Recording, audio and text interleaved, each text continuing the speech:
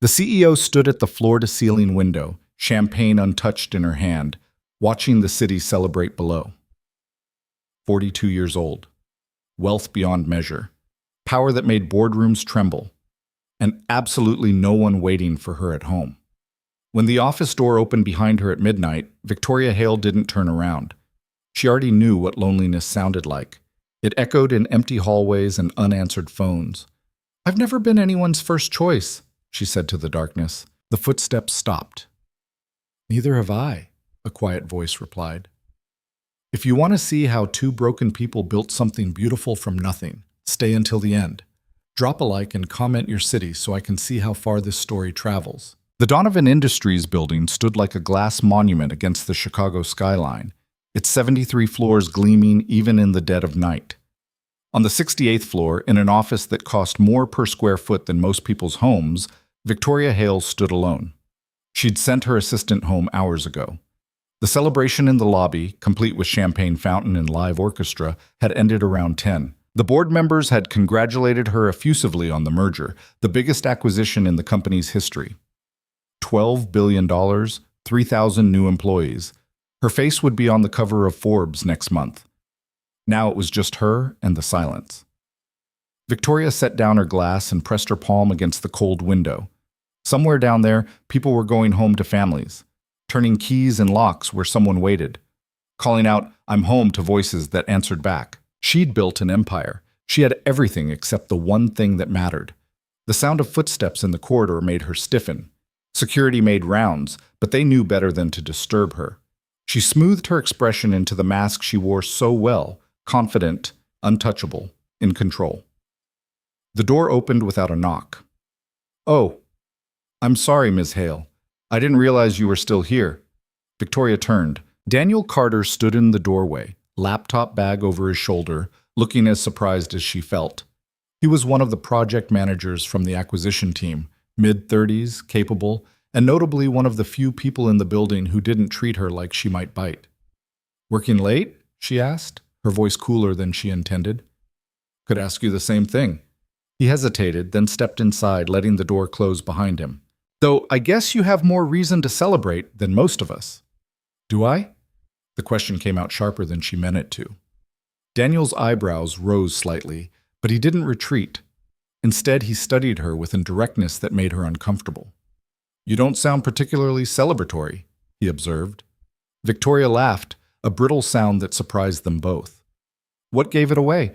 The fact that I'm alone in my office at midnight, or the untouched champagne?" "Both, maybe."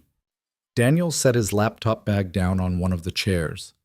"I was going to grab my tablet from the conference room. Left it there after the final presentation. But if you'd rather be alone, stay." The word escaped before she could stop it. Victoria pressed her lips together, mortified at the naked need in her own voice. But Daniel didn't smirk or make a joke. He just nodded and settled into the chair across from her desk. "Long day?" he asked. "Long year, long decade." Victoria moved away from the window, suddenly restless. "Do you know what's funny? I spent 20 years building this company. I've negotiated with billionaires, faced down hostile boards, survived a market crash that destroyed our competitors. And tonight, when everyone was congratulating me, all I could think was, I have no one to call." She stopped, horrified at herself. She never talked like this, never let anyone see past the armor. What was wrong with her? But Daniel didn't look shocked or uncomfortable. He leaned back in his chair, his expression thoughtful. "I know exactly what you mean," he said quietly. Victoria stared at him. "Do you?" "My wife died 4 years ago. Car accident, black ice, wrong place, wrong time. One minute I was married, planning our future, thinking about buying a bigger house. The next minute I was a widower with a 3-year-old daughter and no idea how to do any of it alone." He met her eyes steadily. "I learned real fast how many people disappear when your life stops being convenient for them." The raw honesty in his voice cut through Victoria's defenses. She sank into her own chair, suddenly exhausted. "I'm sorry," she said. "I didn't know." "No reason you would. I don't exactly advertise it." Daniel's smile was sad. "People get uncomfortable around grief. They don't know what to say, so they say nothing. After a while, you realize you're having the same conversation over and over. I'm fine, thanks for asking. And nobody actually wants to hear anything else. So you stopped trying to tell them? Pretty much. He tilted his head. What about you? What's your story? Victoria hesitated. She'd spent years perfecting her professional biography, the highlights, the achievements, the carefully curated success story. But sitting here in the dim office with this man she barely knew, she found herself telling the truth instead. Cancer, she said simply. 8 years ago. Ovarian. They caught it early enough to save my life, but not early enough to save much else. The treatment was... She paused, searching for words that wouldn't sound like weakness. Aggressive. Necessary. It left me alive but unable to have children. Daniel's expression didn't change, but something shifted in his eyes. Understanding, maybe. Recognition of shared loss. I was 34, Victoria continued. I'd just made VP. I was dating someone. Nothing serious, but we'd talked about maybe getting serious someday. Future plans, you know. Generic promises. Her laugh was hollow. He visited me once in the hospital. Once. Then he sent flowers and a card that basically said, I'm sorry, but I can't do this. As if cancer was something I'd chosen. What an asshole, Daniel said flatly. The blunt assessment startled a real laugh out of her. Yeah, he really was. Did you have family? Friends? My parents visited. They meant well, but they'd never really understood my career choices anyway. They thought I should have settled down, gotten married, had kids like a normal person. The cancer just confirmed their belief that I'd made a mistake prioritizing my career. Victoria stood and walked to the window again. After treatment, I threw myself into work. It was the only thing that made sense, the only thing I could control. And now you're here, Daniel said, at the top, alone. At the top, alone, she echoed. The words hung in the air between them, heavy with recognition. They sat in silence for a long moment. Outside, the city continued its indifferent glitter. My daughter asks me sometimes why we don't have more family, Daniel said eventually. She's 7 now. She sees other kids with grandparents, aunts, uncles, cousins. We have some distant relatives, but nobody close. It's mostly just been the two of us since Sarah died. What's her name? Your daughter? Lily. His whole face softened when he said it. She's everything. Smart, curious, stubborn as hell. Looks just like her mother. He pulled out his phone and showed Victoria a photo. A little girl with dark curls and a gap-toothed smile, holding up a butterfly she'd apparently caught. She's beautiful, Victoria said, and meant it. She's also the reason I can't just wallow in grief and loneliness, Daniel admitted. I have to get up every morning, make breakfast, pack lunches, help with homework, be present. Some days it's exhausting. But most days it's the only thing that keeps me human. Victoria felt something twist in her chest. I don't have that. I don't have anything that requires me to be human. Is that what you want? The question was gentle but direct. Victoria found herself actually considering it instead of deflecting. I don't know, she said honestly. For so long, I convinced myself I didn't. That I was fine alone. That I'd built a good life. A meaningful life. But tonight, after the merger went through, after everyone congratulated me and went home to their families, she broke off, struggling with the admission. I realized I'd been lying to myself. Daniel stood and crossed to where she stood by the window. He didn't touch her, didn't crowd her space, just stood beside her looking out at the city. You know what Lily told me last week? He said. She said, Daddy, I think butterflies are brave. They change into something completely different, and they don't even know if it's going to work. Victoria glanced at him. Wise kid. Too wise sometimes, but she had a point. Change is terrifying, especially when you've built something that works, even if it doesn't make you happy. He turned to face her. I stayed in survival mode for 3 years after Sarah died, just getting through each day. It wasn't until recently that I realized I'm not just surviving anymore. I'm actually ready to start living again, but I have no idea how. That makes 2 of us, Victoria said softly. They stood there in the quiet office, 2 people who'd spent years building walls against the pain, suddenly standing at the edge of something neither of them quite understood. Can I ask you something? Daniel said. Sure. What would you do if you weren't afraid? The question hit her like a physical blow. Victoria opened her mouth to deflect, to make a joke, to retreat behind her professional persona. Instead, she heard herself say, "I'd stop pretending I'm okay being alone." Daniel nodded slowly. "Me too." "So what do we do about it?" "I have absolutely no idea." He smiled, and there was something tentative but real in it. "But maybe we could figure it out together." Victoria's heart hammered against her ribs. This was insane. She barely knew this man. He was her employee, for heaven's sake. There were 1,000 professional reasons why this was inappropriate. And yet, "What did you have in mind?" she asked carefully. "Coffee. Tomorrow. Somewhere that's not this building, not about work. Just two people who are tired of being alone, having a conversation." He paused. No expectations, no pressure. Just honest. It was such a simple offer, and yet it felt like standing on the edge of a cliff. Victoria took a breath. "Okay." "Yeah?" "Yeah." She felt something unfamiliar flutter in her chest. Hope, maybe. Or just the beginning of courage. "Tomorrow. Coffee. Honest." Daniel's smile widened. "It's a start." They met at a diner 3 blocks from Victoria's apartment. She'd suggested a coffee shop, but Daniel had gently countered with somewhere more substantial. "Lily and I come here on Saturday mornings," he explained as they slid into a booth. "Best pancakes in Chicago, and the owner doesn't mind when kids make a mess." It was so far removed from Victoria's usual world of 4-star restaurants and networking brunches that she felt momentarily disoriented. The seats were cracked vinyl. The menus were laminated. A jukebox in the corner played something from the 70s. It was perfect. "Tell me about Lily," Victoria said after they'd ordered.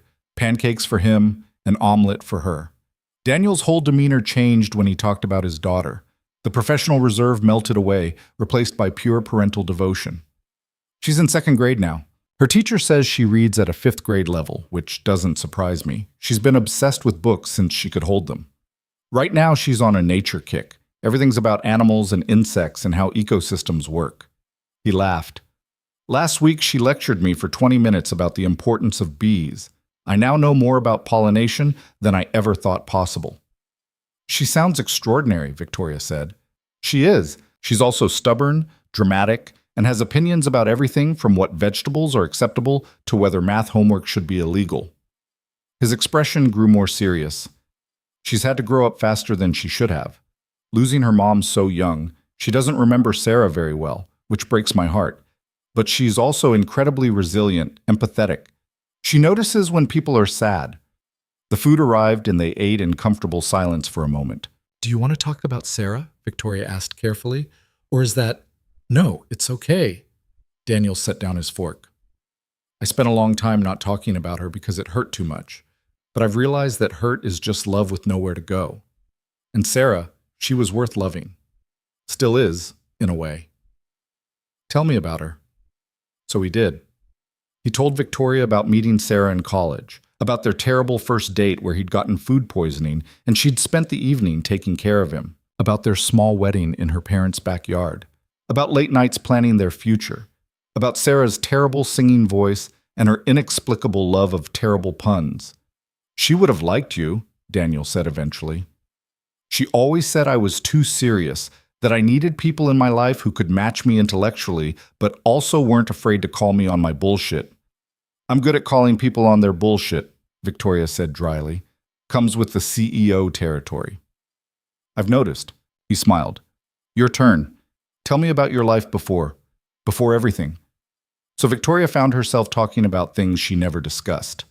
Her demanding parents who'd wanted a daughter who fit their narrow definition of success. Her decision to pursue business instead of the law degree they'd preferred.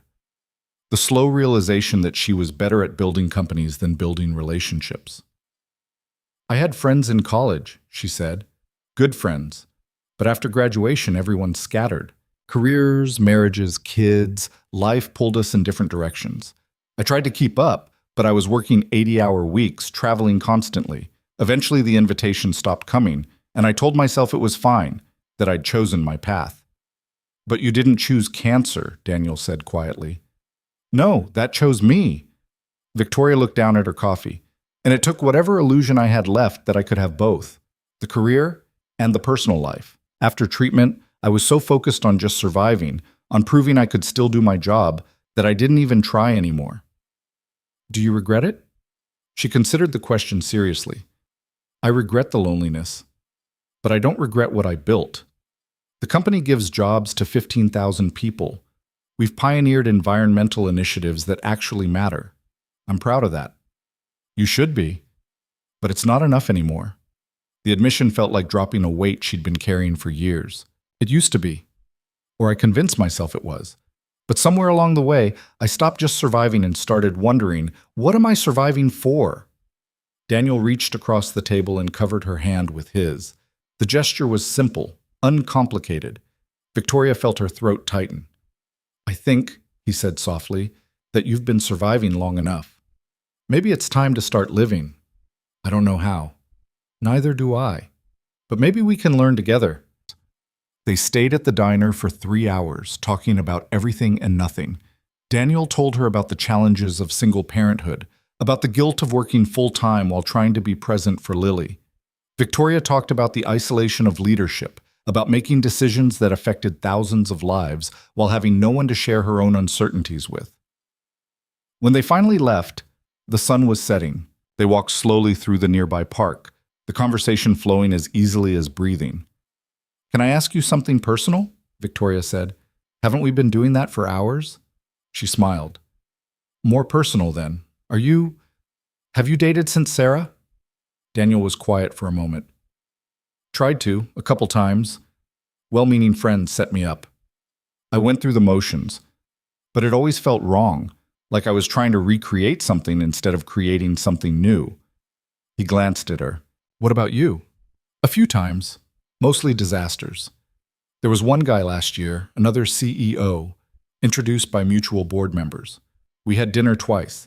He spent both dinners talking about his accomplishments and didn't ask me a single question about myself. On the third date, he suggested we collaborate on his next merger. Victoria's laugh was bitter. When I said I wasn't interested in mixing business with pleasure, he called me frigid and left me with the check.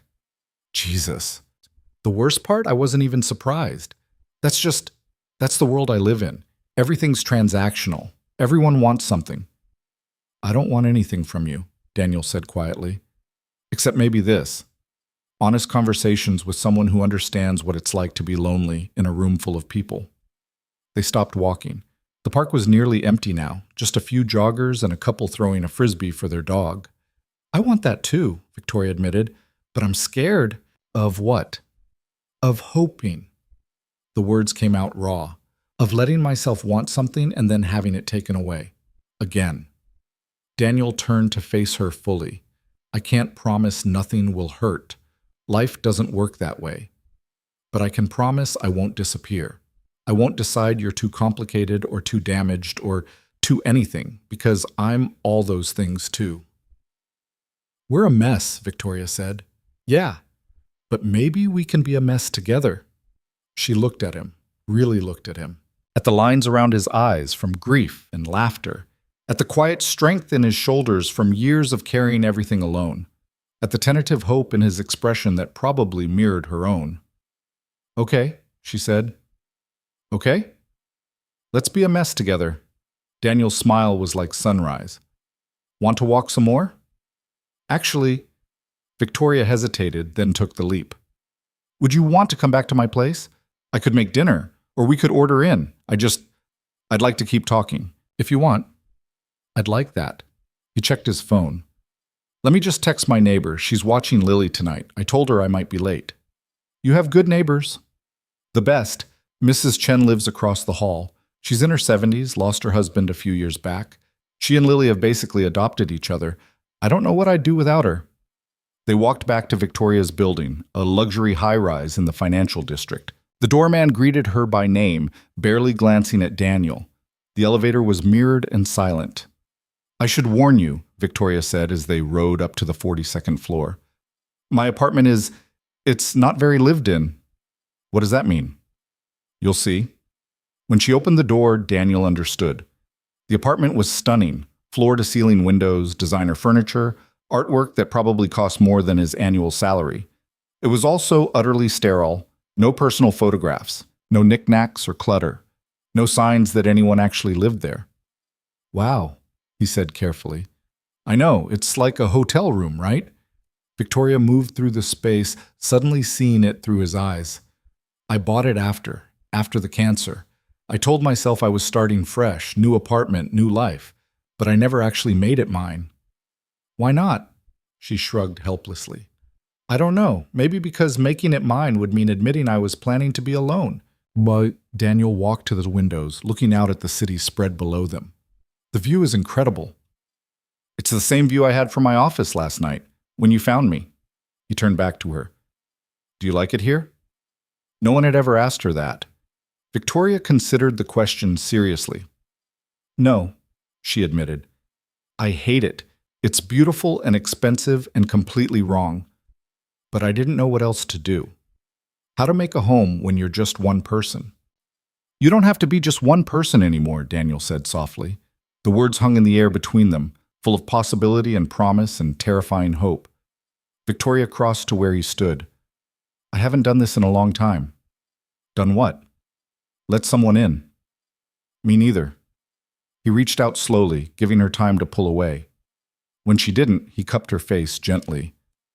We can go as slow as you need. What if I don't want slow?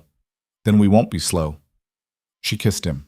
It was tentative at first, testing, both of them rusty at this kind of intimacy. But then something shifted. The kiss deepened, became more certain. Years of loneliness and wanting poured into it. When they finally pulled apart, both breathing hard, Victoria rested her forehead against his. Stay, she whispered. Are you sure? No, but I'm tired of only doing things I'm sure about. So he stayed. They ordered takeout and ate it on the couch, talking until midnight. Daniel told her more about Lily, her obsession with butterflies, her habit of naming everything including the plants, her surprisingly sophisticated sense of humor. Victoria talked about the business, about the pressure and the loneliness of always having to have the answers. Do you ever get to just be wrong? Daniel asked. Never. CEOs don't get to be wrong. We get to make tough calls and live with the consequences. That sounds exhausting. It is. He shifted closer to her on the couch. You can be wrong with me. I won't tell anyone. Victoria laughed, but it came out shaky. What if I'm wrong about this? About us? Then we'll figure it out together. No judgment, no pressure. He tucked a strand of hair behind her ear. I meant what I said. I'm not going anywhere. They fell asleep there on the couch, wrapped around each other like lifelines. When Victoria woke in the early morning hours, Daniel's arms still around her, she felt something she hadn't felt in years. Safe. Over the next few weeks, they fell into a rhythm. Daniel would text her during his lunch break. They'd meet for coffee before work, dinner after. On weekends, when he had Lily, Victoria found herself thinking about them constantly, wondering what they were doing, if Lily was having fun, if Daniel was okay. You could meet her, Daniel said one evening over dinner. If you want. Victoria's fork stopped halfway to her mouth. Meet Lily? Yeah, I mean, no pressure. But you're becoming important to me, and she's the most important person in my life. It feels weird keeping you separate. What would you tell her? About me? The truth. That I've met someone who makes me happy. That I'd like her to meet you. Victoria's hands trembled slightly. She set down her fork. Daniel, I've never been around kids. I don't know how to... What if she doesn't like me? Then she doesn't like you, and we figure it out. But Victoria... He reached across the table. Lily's perceptive. She'll see what I see. Someone who's kind and smart and trying really hard to be brave. I'm terrified. I know. But maybe that's not a bad thing. Maybe being terrified means it matters. So the following Saturday, Victoria found herself standing outside a playground in Lincoln Park, watching Daniel and Lily on the swings. She'd changed her outfit 3 times that morning, finally settling on jeans and a simple sweater. Casual, but not trying too hard casual. When Lily saw them approaching, she jumped off the swing mid-arc, landing with practiced ease. Daddy, you made it! Mrs. Chen said you might be late, but you're not late. You're right on time, which is good because I've been waiting to show you the butterfly I saw. It was orange and black, and I think it might have been a monarch, but I'm not totally sure because she stopped mid-sentence, noticing Victoria for the first time. Oh, hi. Hi, Victoria said, her mouth suddenly dry. You must be Lily. I'm Victoria. Are you Daddy's friend? I am. Lily studied her with disconcerting directness. You're pretty, and you dress fancy. Do you work with my daddy? I do, actually. Are you his boss? Daniel laughed. Technically, yes. Oh. Lily considered this. Is that weird, that your boss is here at the playground? Maybe a little, Victoria admitted. Is it weird for you? I don't know yet. Lily tilted her head. Do you like butterflies? I don't know much about them. That's okay. I can teach you. Lily grabbed Victoria's hand with complete unself-consciousness. Come on, I'll show you the garden where I saw the monarch. And just like that, Victoria found herself being towed across the playground by a 7-year-old hurricane of enthusiasm. Daniel followed, his expression somewhere between amused and relieved. The garden was small, tucked in a corner of the park. Lily narrated the entire way, pointing out different flowers and explaining which ones attracted which butterflies. Victoria found herself genuinely fascinated, not by the butterflies so much as by Lily's complete absorption in the subject. And that's milkweed, which is super important because monarch caterpillars only eat milkweed. So if there's no milkweed, there's no monarchs, which would be really sad because monarchs are special. They migrate thousands of miles. Can you imagine? Being so small and flying so far? That does sound special, Victoria said. Lily plopped down on a bench, patting the seat beside her. Victoria sat carefully, aware of Daniel watching from a few feet away. Do you have kids? Lily asked. The question was innocent, but it still hit like a punch. No, I don't. Why not? Lily, Daniel said gently. That's a personal question. It's okay, Victoria said. She looked at Lily's curious face and made a decision. I got sick a long time ago. The medicine that made me better also meant I couldn't have babies. Oh. Lily processed this with 7-year-old seriousness. That's sad. Sometimes it is, Victoria agreed. My mom died when I was 3, Lily said matter-of-factly. I don't remember her much, which Daddy says is normal but also sad. He has pictures, though. She was pretty. She looked like me. I bet she was beautiful. Are you sad you can't have babies? Victoria glanced at Daniel, who looked ready to intervene, but there was something about Lily's directness that demanded honesty. Yes, she said simply. I'm sad about it. But being sad about something doesn't mean your whole life has to be sad. You can be sad about one thing and still find happy things too. Lily nodded solemnly. Like how I'm sad about my mom, but happy about my dad and Mrs. Chen and butterflies and my friend Emma and pizza and lots of other stuff. Exactly like that. Okay. Lily stood up. Do you want to see me do monkey bars? I can do the whole thing without falling now. Daddy says I'm basically a professional. I'd love to see that. Victoria watched Lily run off toward the playground equipment, her heart in her throat. Daniel sat down beside her. You okay? That was intense. Welcome to parenting. Kids ask the questions adults are too polite to ask. He bumped her shoulder gently. You did great, by the way. The honesty. She'll remember that. She's incredible, Daniel. You've done an amazing job with her. Most days, I'm just trying to keep up. He watched Lily navigate the monkey bars with fierce concentration. What do you think? Too much? No? Victoria surprised herself with the certainty in her voice. Not too much. Just right. They spent the rest of the afternoon at the playground. Victoria pushed Lily on the swings, helped her hunt for interesting leaves, and listened to an extended lecture on the life cycle of butterflies. When Lily asked if Victoria wanted to come to dinner at their apartment, Daniel gave her an easy out. Victoria might have plans, Lil. We can't just invite people. I don't have plans, Victoria interrupted. I'd love to come to dinner. Lily beamed. Daniel looked like she'd just given him the world. Their apartment was in an older building in a quieter neighborhood. Nothing like Victoria's sterile high-rise. It was small, lived in, full of color and life. Lily's artwork covered the refrigerator.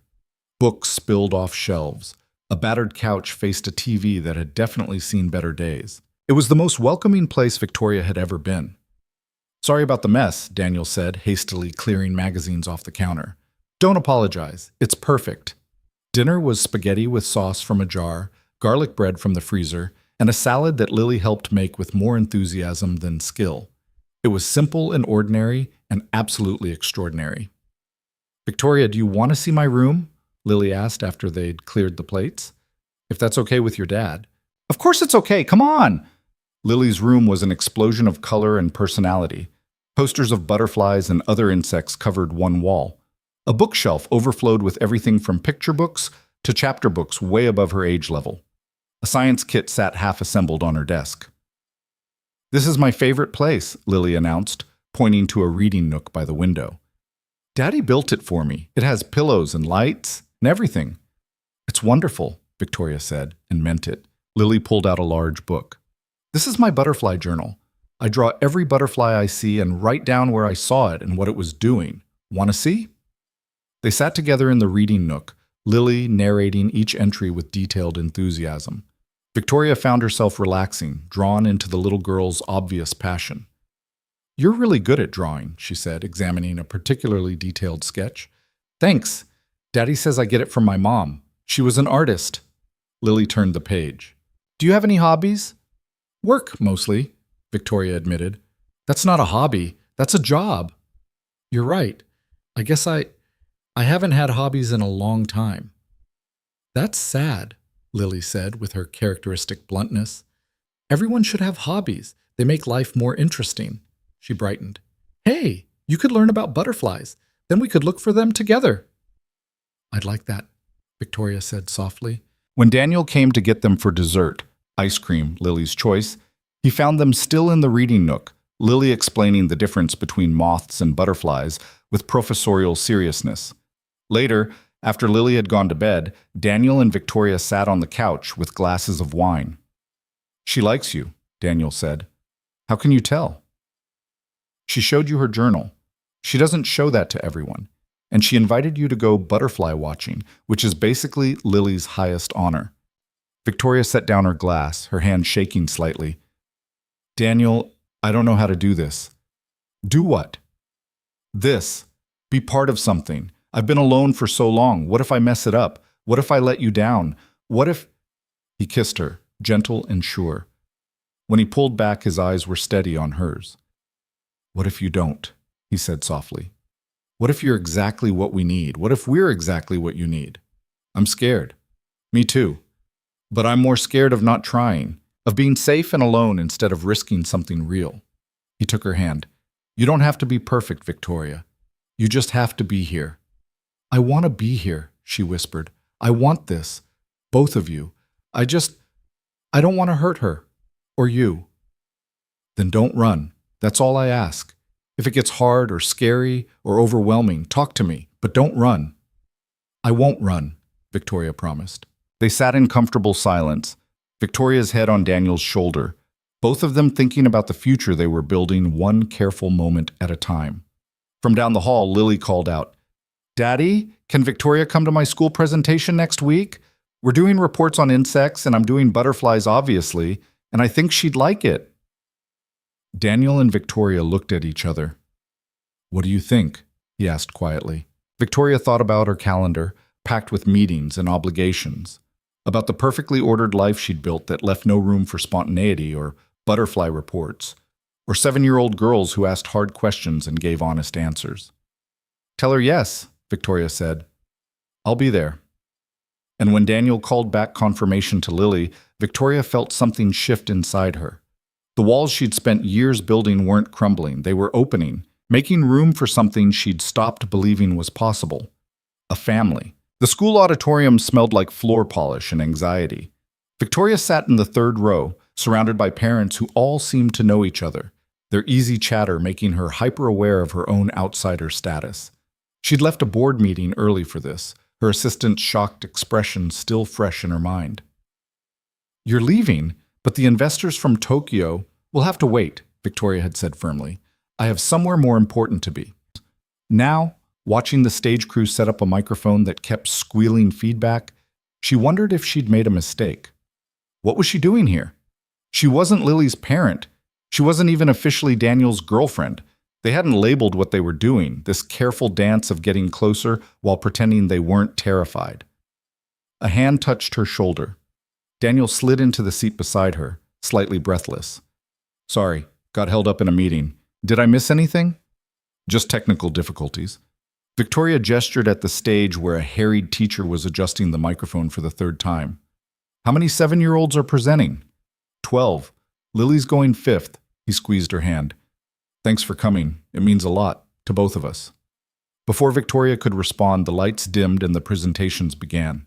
The first child, a boy with carefully gelled hair, delivered a monotone report on ants that he clearly read directly from Wikipedia. The second girl spoke so quietly about ladybugs that even the front row strained to hear. A third child had a meltdown halfway through his beetle presentation and had to be coaxed off stage by his mother. Then it was Lily's turn. She bounded onto the stage with none of the hesitation that had plagued the other children, a poster board tucked under one arm and a shoebox in the other. She set everything down with theatrical precision and beamed at the audience. Hi everyone, I'm Lily Carter, and I'm going to tell you about the most amazing creatures on Earth, butterflies. Victoria felt Daniel tense beside her, his pride and nervousness radiating off him in waves. She found her own hands clenched in her lap. Most people think butterflies are just pretty bugs, Lily continued, her voice clear and confident. But they're actually really important to our whole ecosystem. Without butterflies, lots of plants wouldn't get pollinated, which means no flowers, no fruits, and no vegetables. So basically, we need butterflies to eat.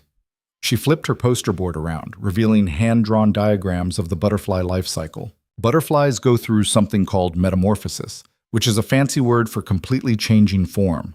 They start as eggs, then become caterpillars, then form a chrysalis, not a cocoon, that's moths, and then emerge as butterflies. And here's the really cool part. Inside the chrysalis, the caterpillar basically turns into soup. Like, its whole body breaks down into cells, and then those cells reorganize into something totally different. A murmur ran through the audience. Even the adults looked impressed.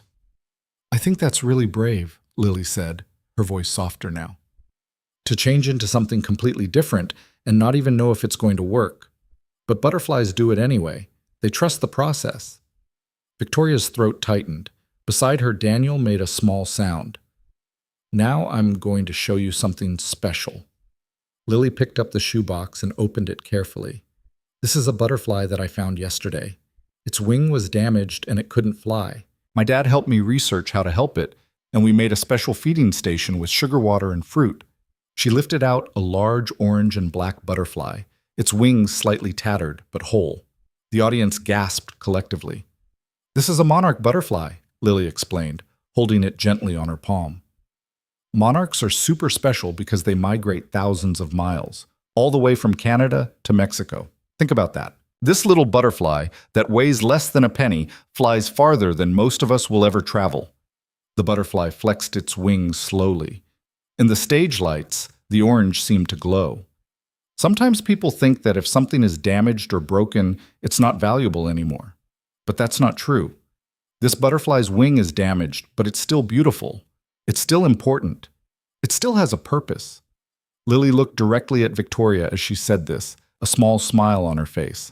Everything has value, even when it's been hurt. Victoria's vision blurred. She felt Daniel's hand find hers, squeezing tight.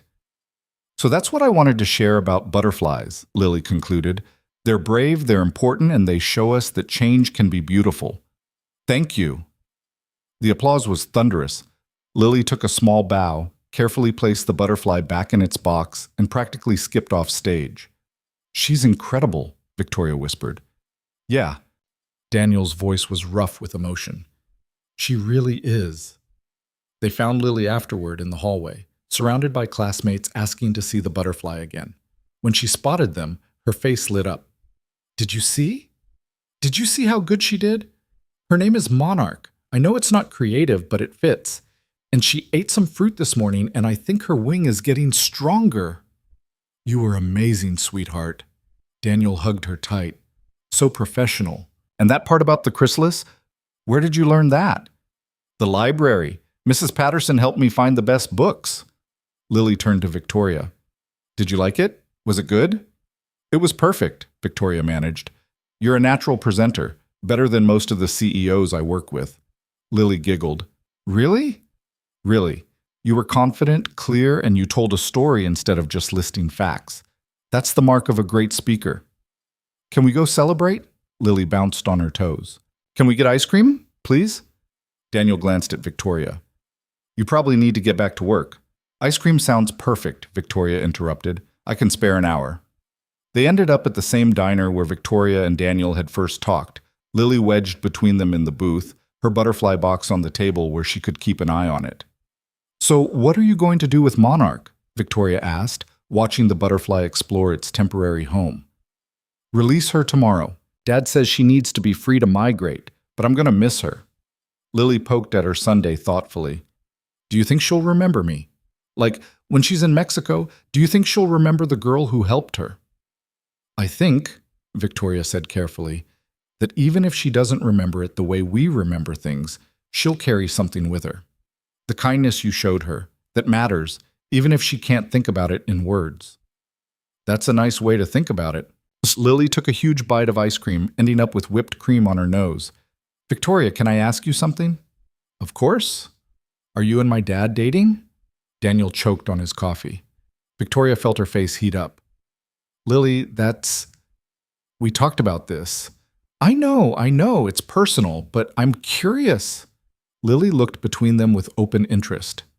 Emma's mom has a boyfriend and he comes to dinner sometimes and they hold hands. You and Dad hold hands. So I was wondering. Victoria looked at Daniel, seeing her own uncertainty reflected back. They hadn't defined this, hadn't put labels on what they were building, but sitting here in this booth with this remarkable child asking reasonable questions, evasion felt wrong. I think, Victoria said slowly, that your dad and I are trying to figure out what we are to each other. We care about each other. We like spending time together. And we both think you're pretty spectacular. So yes, basically. Basically yes, Victoria confirmed. Cool. Lily went back to her ice cream as if she hadn't just forced them to acknowledge their relationship status. I like you, Victoria. You're nice, and you don't talk to me like I'm stupid just because I'm a kid. Plus, you have really good taste in shoes. Daniel laughed, the tension breaking. High praise from Lily. She's very particular about shoes. I noticed the butterfly sneakers, Victoria said. Custom? Dad painted them for my birthday. Lily stuck out her foot to show off the detailed monarchs decorating her canvas shoes. He's really good at art, even though he says he's not. They finished their ice cream and walked back to the parking garage where Victoria had left her car. The late afternoon sun painted everything golden. Lily skipped ahead, humming to herself, the butterfly box swinging gently in her hand. Thank you, Daniel said quietly, for being honest with her, for being here. I wouldn't have missed it. Victoria surprised herself with the truth of it. She's special, Daniel. What you've built with her, the confidence, the curiosity, the compassion, that's all you. It's not all me. She came into the world like this, bright and stubborn and absolutely certain of herself. I just try not to screw it up too badly. He caught her hand. But having you here, it feels right. Like maybe we're building something bigger than just the two of us surviving separately. Victoria stopped walking. Ahead of them, Lily had found a flower growing through a crack in the sidewalk and was examining it with scientific interest. I'm falling for you, Victoria said. The words came out rushed, almost panicked. Both of you. And it terrifies me because I don't know how to do this. I don't know how to be part of something without losing myself. But I can't stop thinking about you, about what it would be like to actually let myself have this. Daniel's expression was impossibly tender. You don't have to lose yourself. You just have to make room for us alongside everything else you are. He pulled her closer. I'm falling for you too. Have been since that night in your office, maybe before. What do we do now? We keep going, one day at a time, ice cream and butterfly presentations and late-night conversations. We build something real. What if I mess it up? Then we'll figure it out together. He kissed her forehead. You don't have to be perfect, Victoria. You just have to stay. Lily's voice interrupted them. Dad! Victoria! Come look at this flower. I think bees have been here. They spent the next 10 minutes examining the flower while Lily explained pollination in exhaustive detail. When Victoria finally made it back to the office, she was 2 hours late and didn't care even a little bit. The weeks that followed fell into a pattern that felt simultaneously natural and revolutionary. Victoria found herself restructuring her schedule around Lily's school events and Daniel's availability. She left work at reasonable hours. She turned down networking dinners in favor of family meals. She spent Saturday mornings at the playground instead of in the office. Her assistant noticed the change first. "Ms. Hale, the Henderson meeting, should I push it to accommodate your new Thursday commitment?" "Yes.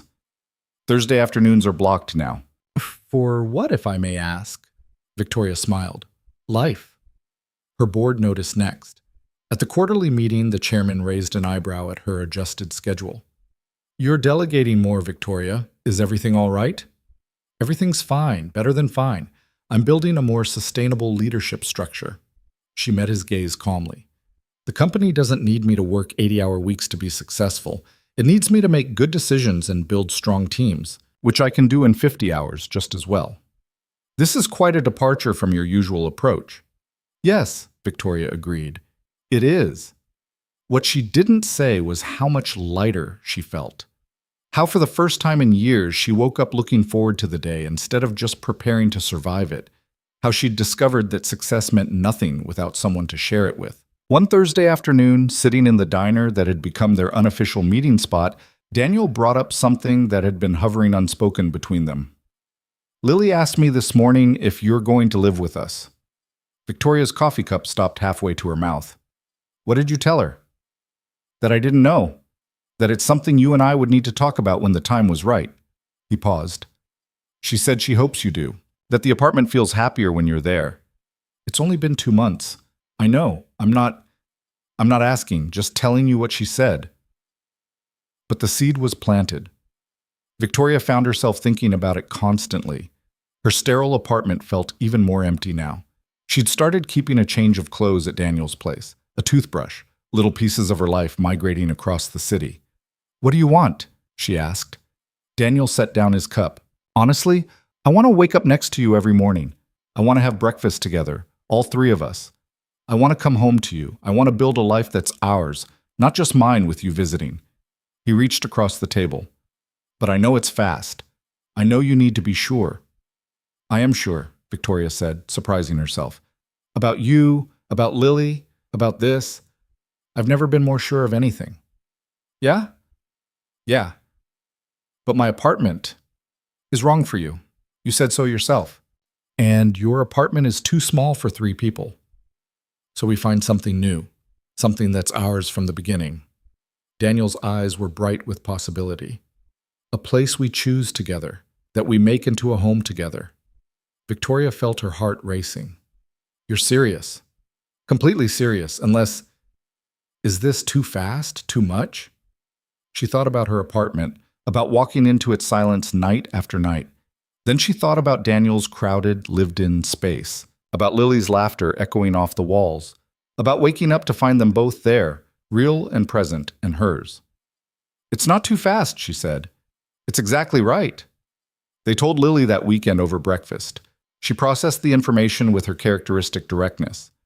"So we're going to be a family? Like, officially?" "If that's okay with you," Daniel said. Are you kidding? That's awesome." Lily bounced in her seat. "Can I pick my room? Can we get a cat? Emma has a cat, and she says it's the best. Can Victoria teach me about business stuff? Can we—" "Slow down, kiddo," Daniel laughed. "One thing at a time." "But we can get a cat, right?" Victoria and Daniel looked at each other. "We can discuss the cat," Victoria said diplomatically. They started house hunting the following weekend. The realtor, a cheerful woman named Patricia, showed them properties all over the city. Too big, too small, too modern, too outdated. Nothing felt right. "What exactly are you looking for?" Patricia finally asked, slightly exasperated. Victoria and Daniel exchanged glances. "Space for a family," Victoria said. "Natural light. A yard or outdoor space. Somewhere that feels like a home, not just a house." "And room for a cat," Lily added. "That's very important." Patricia pulled up a new listing on her tablet. This just came on the market yesterday. It's a bit unconventional. A converted brownstone, 3 levels, shared courtyard garden. The owner is an artist moving abroad and wants someone who will appreciate the character. The moment they walked in, Victoria knew. The space was full of light and quirky charm, exposed brick, built-in bookshelves, a window seat perfect for reading. The kitchen was large and welcoming. There were 3 bedrooms, each with unique features. The courtyard garden was overgrown but beautiful, with a small fountain and room for flowers. "This is it," Lily whispered, eyes wide. "This is perfect." Daniel walked through each room slowly, his expression unreadable. Victoria's heart sank. Maybe she'd been too quick to decide. Maybe he saw problems she hadn't noticed. Then he turned to her, his face breaking into a smile. "When can we move in?" The logistics were complicated. Selling Victoria's apartment, breaking Daniel's lease, coordinating the move. But they worked through it together, making decisions as a team. Victoria found she liked having other people's input. Lily had strong opinions about paint colors. Daniel had practical concerns about storage. They compromised, negotiated, built something that belonged to all of them. Moving day was chaos. Between Victoria's expensive furniture that didn't fit the new space, Daniel's mismatched collection accumulated over years, and Lily's massive quantity of books and art supplies, the brownstone looked like a storage facility had exploded. "This was a mistake," Victoria said, surveying the disaster of boxes and furniture. "We should have hired professional movers. We should order pizza," Daniel interrupted, "and accept that it's going to take time to get organized. Rome wasn't built in a day." Rome also didn't have a 7-year-old who keeps unpacking boxes to look for her butterfly collection, Victoria pointed out. "I found it!" Lily emerged from behind a tower of boxes, triumphantly holding a display case. "And look, I found Victoria's fancy work shoes too. Why do you have so many shoes?" "Different shoes for different occasions," Victoria said automatically. "That's weird. I wear the same shoes every day." Daniel laughed. "Some battles aren't worth fighting, Vic." Vic. The nickname slipped out so naturally, neither of them commented on it, but Victoria felt it settle into her chest like warmth. They worked until midnight, managing to clear enough space to assemble beds and find pajamas. Lily fell asleep almost instantly, exhausted from the excitement. Victoria and Daniel collapsed on the couch, one of the few pieces of furniture they'd successfully positioned. "We did it," Daniel said. "We made a disaster," Victoria corrected. "We made a home. The disaster is just the first stage." Victoria looked around at the chaos. Boxes everywhere. Pictures leaning against walls waiting to be hung. Furniture in wrong places. And yet, there was Lily's artwork already displayed on the refrigerator.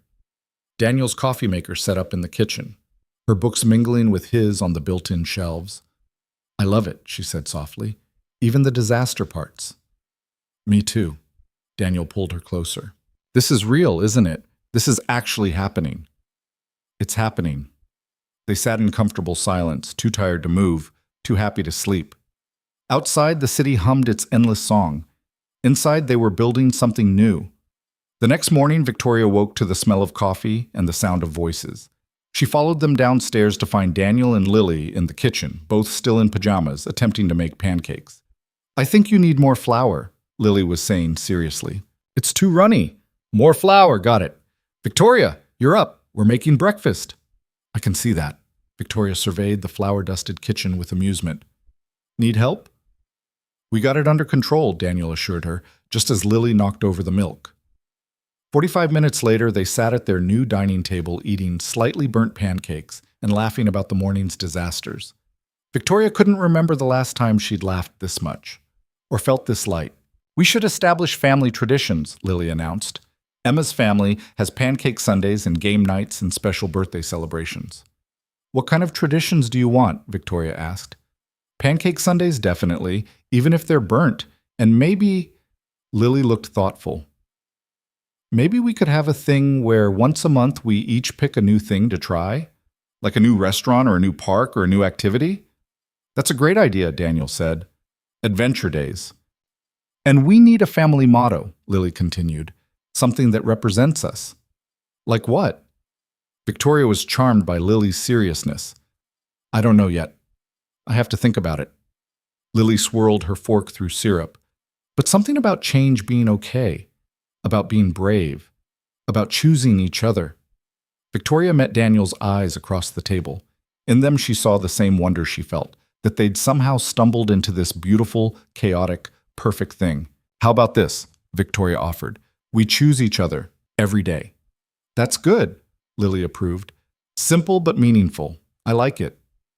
We choose each other, Daniel repeated softly. Every day. It became their touchstone. When moving got overwhelming, they'd remind each other. When Lily had a hard day at school and came home crying about a fight with Emma, Victoria held her and said, We choose you every day. When Daniel struggled with a difficult project at work, Victoria would leave notes in his lunch. Choose you every day. The brownstones slowly transformed from chaotic to comfortable. They painted walls together, Lily insisting on a feature wall in her room covered in hand-painted butterflies. They hung pictures, some professional, some Lily's artwork, some candid photos from their phones. They bought a ridiculous amount of plants because Lily insisted plants made houses feel alive. And they got a cat. This is temporary, the shelter volunteer said, bringing out a small orange tabby. We're fostering her while she recovers from a minor injury. If you could take her for a few weeks, we'll take her, Lily said immediately. Lil, we should discuss, Daniel started. We're taking her, Lily repeated firmly. Look at her face. She needs us. The cat, whom Lily immediately named Marmalade, despite the fact that she was clearly a foster and not a permanent pet, fit into their household with surprising ease. She slept on Lily's bed, followed Victoria around the kitchen, and claimed Daniel's favorite chair as her throne. When the shelter called 3 weeks later to arrange pickup, Lily's face crumpled. But she's ours now. She belongs here. The shelter volunteer was sympathetic but firm. She's adoptable now. We have a family interested. We're interested, Victoria interrupted. We'll adopt her. What's the process? Daniel raised his eyebrows. Victoria shrugged. We choose each other, right? That includes the cat. Marmalade became an official member of the family. Lily made her a custom collar with tiny painted butterflies. The cat repaid this kindness by knocking over every plant in the house at least once. I think, Daniel said one evening, watching Lily play with Marmalade while Victoria tried to replant a fern for the third time, that we might actually be doing this. Doing what? Being a family, being happy, building a life. He pulled Victoria down onto the couch beside him. It still surprises me sometimes that this is real. Me too. Victoria leaned into him. I keep waiting for the other shoe to drop, for something to go wrong. Things will go wrong. That's life, but we'll handle it together. He was right. Things did go wrong. The furnace broke during the first cold snap. Lily got sick with a stomach bug that somehow spread to all three of them. Victoria had a crisis at work that required long hours for 2 weeks straight. Daniel's elderly neighbor, Mrs. Chen, had a fall and needed help while she recovered, but they handled it. Victoria worked from home when she could, attending meetings via video while making sure Lily took her medicine. Daniel coordinated meals and care for Mrs. Chen, Lily helping with deliveries. They traded off responsibilities, picked up slack, supported each other through the hard moments. This is what partnership looks like, Daniel said one exhausted evening after they'd finally gotten Lily to sleep despite her fever. It's not what I expected, Victoria admitted. It's messier, but better. Better than what? Better than anything I imagined. She curled into his side on the couch. I thought I had to have everything together to deserve this, to deserve you and Lily, but you let me be messy. You let me be human. You let us in, Daniel countered. That's the bravest thing you've ever done. Victoria thought about the woman she'd been 6 months ago, standing alone in her office, convinced she was fine with solitude, so defended against hurt that she'd locked out joy too.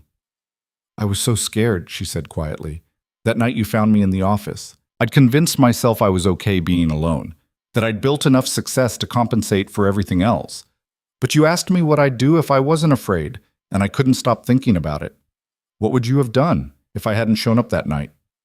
Probably exactly what I'd been doing, working until I was too tired to feel lonely, going home to that empty apartment, telling myself it was enough. She looked up at him. You saved me from that. No, you saved yourself. I just gave you a reason to try. They sat in peaceful silence, listening to Lily's soft breathing from the next room, marmalade purring on the back of the couch. Outside, snow began to fall, the first real snow of the season. Lily's going to be so excited, Daniel murmured. She's been waiting for snow. We should take her to the park tomorrow. Build a snowman. You want to build a snowman? Why not? I've never built a snowman. Victoria Hale, CEO of Donovan Industries, has never built a snowman? I was a serious child, and then a serious adult. No time for snowmen. Daniel kissed her temple. We're going to fix that. Tomorrow, snowman building, family tradition. They did build a snowman the next day. Lily directed operations with military precision, while Marmalade watched from the window, unimpressed. The snowman ended up lopsided with mismatched buttons and a carrot nose that kept falling off, but Lily declared it perfect. This is the best day, she announced, flopping into a snow angel. We should do this every time it snows. Victoria lay down next to her, mimicking the arm movements. Daniel joined them on Lily's other side. We're making a snow family, Lily said happily, just like our real family. Later, back in the warm house with hot chocolate, Victoria looked at the photos Daniel had taken. There she was, lying in the snow, arms and legs spread wide, laughing at something Lily had said. She barely recognized herself. She looked happy. She looked home. The call came at 3 a.m, shattering the peace of their first real winter together. Victoria fumbled for her phone, heart already racing with the primal fear that comes with late-night calls. Ms. Hale, this is building management at Riverside Apartments. There's been a gas leak in your building. We've evacuated all residents. No one was hurt, but the building is closed until further notice. Victoria sat up, confused and still half asleep. I don't live at Riverside anymore. I moved out 3 months ago. Our records show, oh, I apologize. Let me check. A pause. We have you listed as the emergency contact for Unit 4B, Daniel Carter? Ice flooded Victoria's veins. She was fully awake now. What happened? Is he okay? His daughter? Everyone's safe, ma'am, but they can't return to the building for at least 48 hours, possibly longer. We're working with the gas company to determine the extent of the damage. Victoria was already out of bed, pulling on clothes. Where are they now? The residents are gathered in the community center across the street. We've set up temporary shelter. Tell them I'm on my way. 20 minutes. She was dressed and out the door in 5, leaving a hastily scrawled note on the kitchen counter in case anyone woke up. The streets were empty at this hour, the city holding its breath between night and dawn. Victoria drove faster than she should have, her mind racing through logistics and worst-case scenarios. The community center was chaos. Dozens of people in various states of dress and distress, some with pets, some with hastily grabbed belongings, all wearing the shell-shocked expression of people whose safe spaces had suddenly become dangerous. Victoria scanned the crowd frantically until she spotted them. Daniel sat on a folding chair near the far wall, Lily curled in his lap, wrapped in a blanket that was clearly not theirs. He looked up as Victoria approached, relief flooding his face. Hey, I'm sorry, I didn't want to wake you, but they needed an emergency contact and your name was still... Don't apologize. Victoria knelt in front of them. Are you okay? Both of you? Lily stirred, lifting her head from Daniel's shoulder. Her eyes were red-rimmed and swollen. Victoria, what are you doing here? I came to get you. Both of you. Victoria smoothed Lily's tangled hair back from her face. You're coming home with me. We can get a hotel, Daniel started. We don't want to impose, but... Daniel. Victoria met his eyes steadily. You're not imposing. You're family. And family doesn't stay in hotels when they have a home to go to. Something in his expression cracked. We didn't grab much. Just what we could carry. Lily's school backpack, some clothes. Everything else can be replaced or retrieved later. Right now, let's just get you home. The drive back was quiet. Lily dozed in the back seat, wrapped in the borrowed blanket. Daniel stared out the window, his jaw tight with stress. Talk to me, Victoria said softly. The alarm went off around 2:30. Building-wide evacuation notice. We had maybe 10 minutes to grab essentials and get out. His hands clenched in his lap. Lily was terrified. She kept asking if we were going to die, if the building was going to explode. I didn't know what to tell her. You told her the truth. That you were getting her somewhere safe. I grabbed her school bag because it was right by the door, some clothes from the dryer, my laptop. But Victoria, everything else is still there. Her butterfly collection, her books, the photo albums of Sarah. If something happens to the building, we'll deal with it if we have to, but right now you're both safe. That's what matters. They pulled into the brownstone's small garage. Victoria killed the engine and turned to face Daniel fully. I know this isn't how we planned this, she said. I know we were taking it slow, keeping our spaces separate, even though we were together most of the time anyway. But Daniel, I want you here. Both of you. Not because of an emergency, but because this is where you belong. His eyes glistened in the dim light. We can't just move in on you. We need to find our own place, get our lives sorted. Your life is already sorted. It's here. With me. Victoria reached over and took his hand. Unless you don't want... Of course I want. The words came out fierce. But I don't want you to feel obligated. I don't want this to be about rescue or pity or... It's about love. The word hung in the air between them, the first time either had said it aloud. I love you. I love Lily. And I want you to stay. Not for 48 hours. Not until you find another apartment. I want you to stay. Daniel pulled her across the console, kissing her with a desperation that spoke of fear and relief and hope all tangled together. When they broke apart, both were breathing hard. I love you too, he whispered. So much it scares me. Good. We can be scared together. A sleepy voice from the back seat interrupted them. Are we home yet? I'm really tired. Yeah, baby, we're home. Daniel met Victoria's eyes over the seat. We're home. Getting Lily settled took priority. Victoria gave them the guest room, the one they'd set up for when Daniel and Lily visited, though they'd been visiting so often that half of Lily's things were already there. Daniel tucked his daughter into bed while Victoria made tea she didn't want, just needing something to do with her hands. When Daniel came back downstairs, he looked exhausted and wrung out. She went right back to sleep. All that adrenaline just crashed. He accepted the tea Victoria offered. Thank you for coming to get us. For this. You don't need to keep thanking me. I do, though. You could have just sent us to a hotel, given us some money for a few nights. Instead, you drove across the city at 3 a.m. and brought us home. He set down the tea, pulled her into his arms. I've been alone for so long, Vic, handling everything by myself. It's hard to remember I don't have to anymore. Victoria held him tight, feeling the tension in his shoulders, the rapid beat of his heart. You don't have to, not ever again. They stood like that for a long time, just breathing together in the quiet kitchen. Marmalade wandered in, meowing indignantly at the disruption to her routine, and wound between their legs until Daniel bent to scoop her up. At least someone's unfazed by the drama, he said, scratching behind the cat's ears. She's very adaptable, unlike some of us. Victoria watched him with the cat, her heart so full it ached. Come on, you need sleep too. They went upstairs, checked on Lily one more time, fast asleep, clutching the stuffed butterfly Daniel had grabbed from their apartment, and collapsed into Victoria's bed. Daniel was asleep almost instantly, the stress and fear finally catching up with him. Victoria lay awake longer, listening to him breathe, processing what had just happened. They'd been building toward this, she knew. The slow integration of their lives, the way Lily's things had migrated to the brownstone, the way Daniel kept a toothbrush in her bathroom and she kept spare clothes at his apartment. But there was a difference between gradual integration and sudden necessity. Was this the right choice?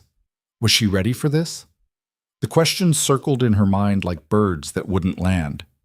Then she thought about the look on Daniel's face when she'd found them in the community center. The way Lily had asked if they were home yet, as if this place belonged to them already. The way it had felt so right, so obvious to say, come home with me, instead of offering alternatives. This was right, scary and sudden and completely right. She finally fell asleep just as dawn was breaking, Daniel's warmth beside her, the sound of Lily's soft breathing from down the hall, Marmalade purring at the foot of the bed. The next few days were a blur of logistics and adjustment. The gas company determined that repairs would take at least 2 weeks, possibly longer. Daniel and Lily's apartment was accessible for retrieving belongings, but not habitable. They spent a Saturday moving essentials, clothes, Lily's butterfly collection, Daniel's work equipment, the photo albums. This feels surreal, Daniel said, carrying a box of Lily's books into the brownstone. This morning I had my own place. Tonight I'm moving into yours. Ours, Victoria corrected. This is ours now. Lily adapted with the resilience of childhood. Within 3 days, she'd reorganized her room to accommodate her belongings from the apartment, created a new schedule on the refrigerator that included everyone's activities, and informed them that family dinners were now mandatory at least 5 nights a week. We're a real family now, she explained seriously, and real families eat together. It's important for bonding and communication. I read it in a book. You read too much, Daniel said, but he was smiling. There's no such thing as reading too much, Lily retorted. Right, Victoria? Your daughter is using me to win arguments, Victoria observed. She's strategic like that. Wonder where she gets it. They established new routines. Daniel made coffee in the mornings while Victoria packed Lily's lunch. They traded off school drop-off and pickup. Evenings were spent on homework, dinner preparation, and what Lily called family decompression time, an hour where they all shared the highlights and lowlights of their days. Today, Emma and I had a fight about whether butterflies or ladybugs are better, Lily reported one evening. I said butterflies obviously because they migrate and go through metamorphosis and are way more interesting. She said ladybugs because they eat aphids and are good for gardens. Then we both got mad and didn't talk at recess. That sounds hard, Victoria said, remembering childhood friendship drama with surprising clarity. Did you make up? Yeah, we decided we could both be right. Butterflies are better for some things, ladybugs for others. Then we made a club for people who like all insects, not just one kind. Lily stabbed at her broccoli thoughtfully. But I'm still pretty sure butterflies are objectively superior. Diplomatic and stubborn, Daniel murmured to Victoria. She definitely gets that from you. I'm not stubborn, I'm persistent. That's what stubborn people always say. Victoria threw a pea at him. Lily giggled, which turned into full laughter when Marmalade leapt onto the table to investigate the errant vegetable. No cats on the table during dinner, Daniel said automatically, lifting Marmalade down. We've talked about this. She doesn't listen, Lily pointed out. Cats do what they want. Unlike 7-year-olds who always listen perfectly? Exactly. These moments, ordinary, chaotic, perfect, became Victoria's favorite parts of the day. She'd spent so many years in silence, in control, in careful order. This was messy and unpredictable, and she loved every second of it. But adjustment wasn't without challenges. A week into their new living arrangement, Victoria came home to find Daniel tense and quiet, Lily subdued. What happened? She asked, setting down her briefcase. Nothing, Daniel said shortly. That's clearly not true. Victoria, not now, please. She looked at Lily, who was pretending to read but clearly listening. Lil, can you give us a minute? Go check on Marmalade upstairs? Once Lily was gone, Victoria turned back to Daniel. Talk to me. I said I don't want to talk about it. And I'm saying that's not how this works. We don't shut each other out. She kept her voice gentle but firm. What's wrong? Daniel's shoulders sagged. The building manager called. The damage is worse than they thought. My lease is being terminated. They're paying out the security deposit and last month's rent, but he ran a hand through his hair. Everything I owned is in that apartment, Vic. My furniture, my kitchen stuff, Sarah's things that I've been saving for Lily. And now I have to figure out what to keep, what to store, what to get rid of. And I'm living in your house with my daughter and we're taking over your space and... Our house, Victoria interrupted. Our space. And you're not taking over anything. You're home. It doesn't feel like home when I can't contribute equally. When all the furniture is yours, all the dishes are yours, even the damn towels are yours. His voice cracked. I feel like a guest, like I'm dependent on you instead of being your partner. Victoria understood then. This wasn't about furniture or towels. It was about pride and independence and the fear of losing himself in someone else's life. Okay, she said calmly. So let's fix it. What? Let's make this actually ours. We'll go through your stuff, decide what fits here, what we need to replace. We'll rearrange furniture, redecorate, make decisions together. And Daniel, she waited until he met her eyes. I'll put your name on the deed, equal ownership, equal investment. But I can't afford half of what this place is worth. I don't care about that. I care about you feeling like this is your home, our home. Whatever that takes. She moved closer, took his hands. I'm not looking for equal financial contribution. I'm looking for equal partnership. That means sharing space, sharing decisions, sharing life. Money is the least important part of that equation. I can't just take from you. You're not taking. You're giving me everything I never knew I needed. A family, a home that feels alive, a reason to leave work at 5 instead of staying until midnight. That's worth more than any dollar amount. She squeezed his hands. Please, let me do this. Let us do this together. Daniel pulled her into a fierce embrace. I don't deserve you. Yes, you do. And I deserve you. We deserve each other. She pulled back to look at him. So tomorrow we start making this place ours. We pick out new furniture together. We hang your pictures. We make space for Sarah's things that Lily should have. We build something that belongs to all of us. Tomorrow? I'm calling in, taking a personal day. You never take personal days. I'm learning. From a very wise man who taught me that life happens outside the office. She kissed him softly. We choose each other, remember? Every day. That means showing up for the hard stuff, too. They spent the next day sorting through Daniel's belongings at the condemned apartment building. The gas leak had been contained, but the damage to the infrastructure meant the building would be closed for months. Residents had a week to remove their possessions. Walking through Daniel's apartment felt strange to Victoria. She'd never been here before. They'd always met at her place or neutral locations. Now she was seeing the space he'd built for himself and Lily after Sarah died. The careful curation of someone trying to make a home alone. We kept a lot of Sarah's things, Daniel explained, opening a closet full of boxes. Her art, her favorite books, clothes that Lily might want someday. I couldn't bear to get rid of them. Then we'll keep them, Victoria said simply. We'll find space at the brownstone. Lily should have her mother's things. They worked methodically, sorting items into categories. Keep, store, donate. Daniel's furniture mostly went to donation. It wouldn't fit the brownstone's aesthetic, and he agreed it was time to start fresh. But smaller things came with them. Kitchen gadgets that had sentimental value. Books. Lily's artwork from every year of her life, carefully preserved. The ridiculous number of coffee mugs Daniel had apparently collected. I like coffee mugs, he said defensively when Victoria raised an eyebrow at the collection. They're comforting. We're keeping the mugs, Victoria assured him. All of them. The hardest part was Sarah's belongings. Daniel moved slowly through them, his face tight with old grief. Lily barely remembers her, he said quietly, holding up a scarf that still somehow smelled like Sarah's perfume. Sometimes I worry she'll forget completely, that Sarah will just be pictures and stories instead of real memories. That's why we keep these things. So Lily has something tangible. Victoria touched the scarf gently. And we'll talk about Sarah. Make sure Lily knows her mother not just as a concept, but as a person. Someone who loved terrible puns and had strong opinions about coffee and painted these beautiful landscapes. Daniel looked at her with something like wonder. You're not threatened by her? By Sarah's presence in our lives? Why would I be? She was Lily's mother. She was your wife.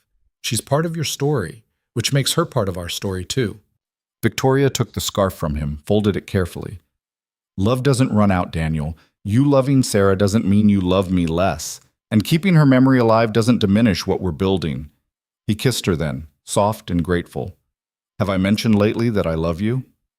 Not in the last hour. I was getting concerned. They finished packing as the winter sun set early, loading boxes into a rental truck. The apartment looked strange and empty, stripped of the life that had filled it. Ready? Victoria asked. Daniel took one last look around. Yeah, I'm ready. Back at the brownstone, they unloaded together. Lily helped, chattering excitedly about where everything should go.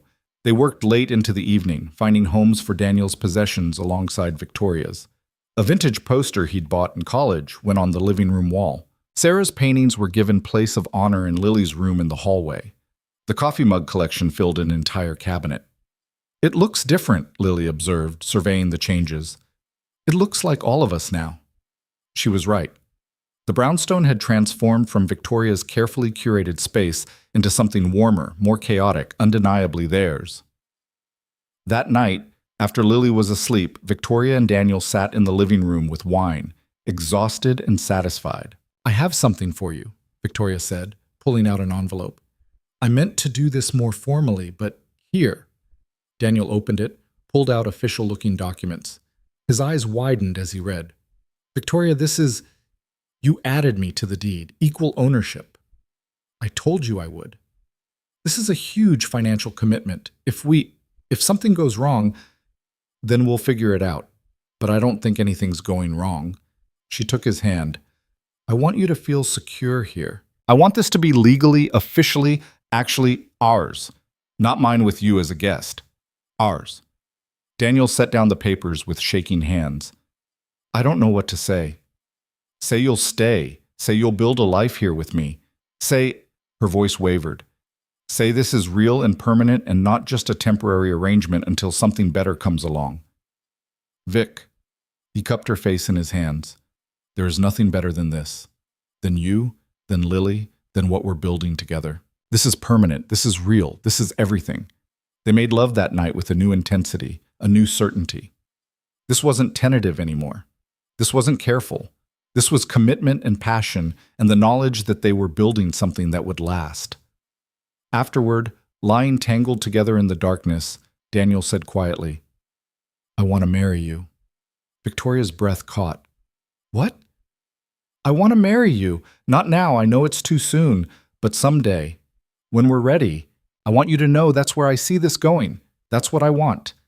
He propped himself up on one elbow, looking down at her. You're it for me, Victoria. You're my second chance, my unexpected miracle, my home, and I want to make that official. Tears slid down Victoria's temples into her hair. I want that too. Yeah? Yeah. Someday. When we're ready. She pulled him down for a kiss. But Daniel, I'm already yours. Paper or not, ceremony or not, I'm already yours. I'm already yours too. They fell asleep wrapped around each other, Marmalade eventually joining them on the bed, the brownstones settling into quiet around them. The next morning at breakfast, Lily made an announcement. I've been thinking, if we're all really a family now, shouldn't we do something official, like, I don't know, a family ceremony or something? Daniel and Victoria exchanged glances over their coffee. What kind of ceremony? Victoria asked carefully. I don't know exactly, but something that means we're choosing each other, something that makes it real. Lily looked between them with surprising seriousness. I know you and Dad aren't married, Victoria, but you're together. And I want to feel like we're all permanent, like nobody's going anywhere. Victoria's throat tightened. She looked at Daniel, saw the same emotion reflected in his face. What if we planted something? She suggested. A tree, maybe. In the courtyard garden. Something that will grow with us. And we could have a small ceremony, just the three of us, where we each say what we're committing to. Lily's face lit up. Like a family promise tree. Exactly like that. They spent the following Saturday selecting a tree at the nursery. Lily chose a Japanese maple, drawn to its delicate leaves and the promise of vibrant fall colors. It's beautiful and strong, she explained, and it changes with the seasons but stays rooted in the same place, like us.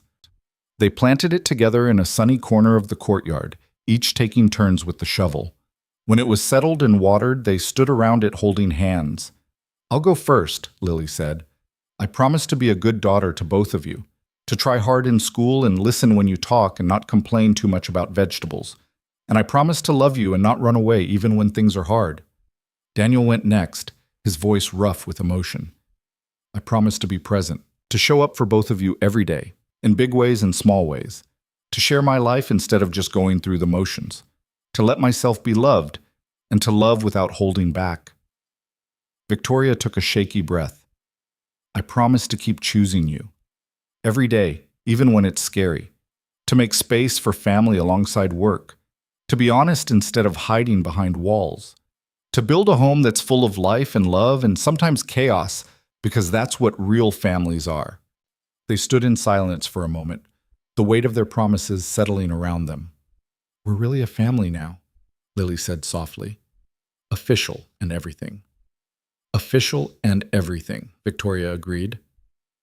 That evening, Daniel found Victoria on the balcony off their bedroom, looking out at the city lights. What are you thinking about? He asked, wrapping his arms around her from behind. About how much has changed. 6 months ago, I was alone in my office thinking I'd built a good enough life.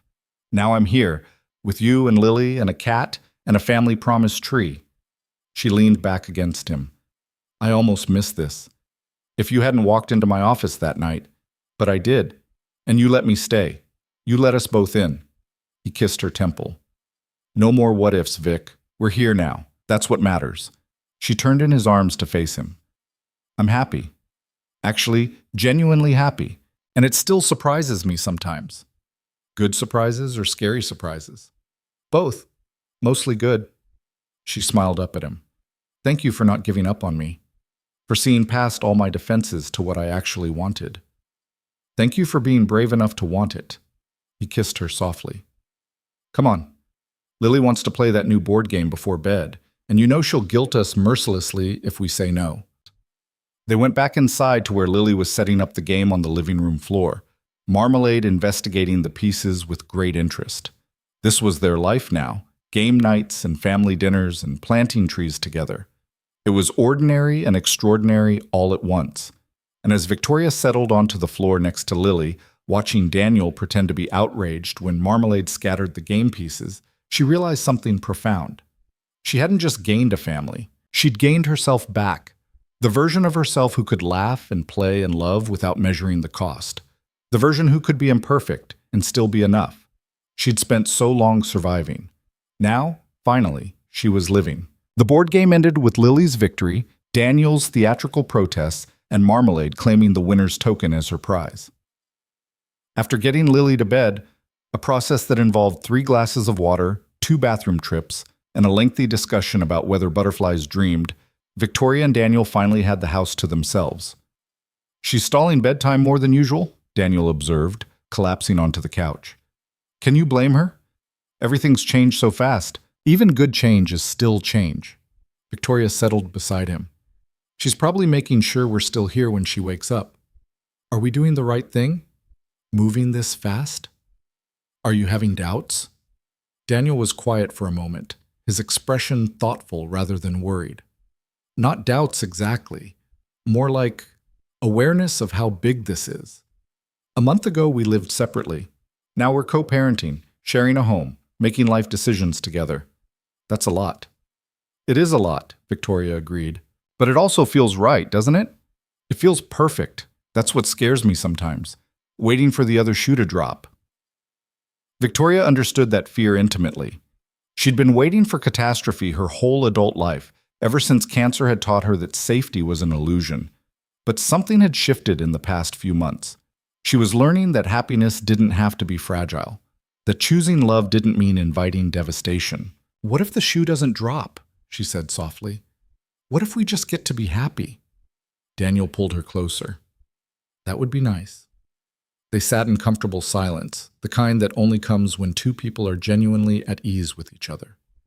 Outside, snow began to fall again, the world going quiet and white. I need to tell you something, Victoria said eventually. I've been thinking about making some changes at work. What kind of changes? Big ones. Stepping back from the CEO role.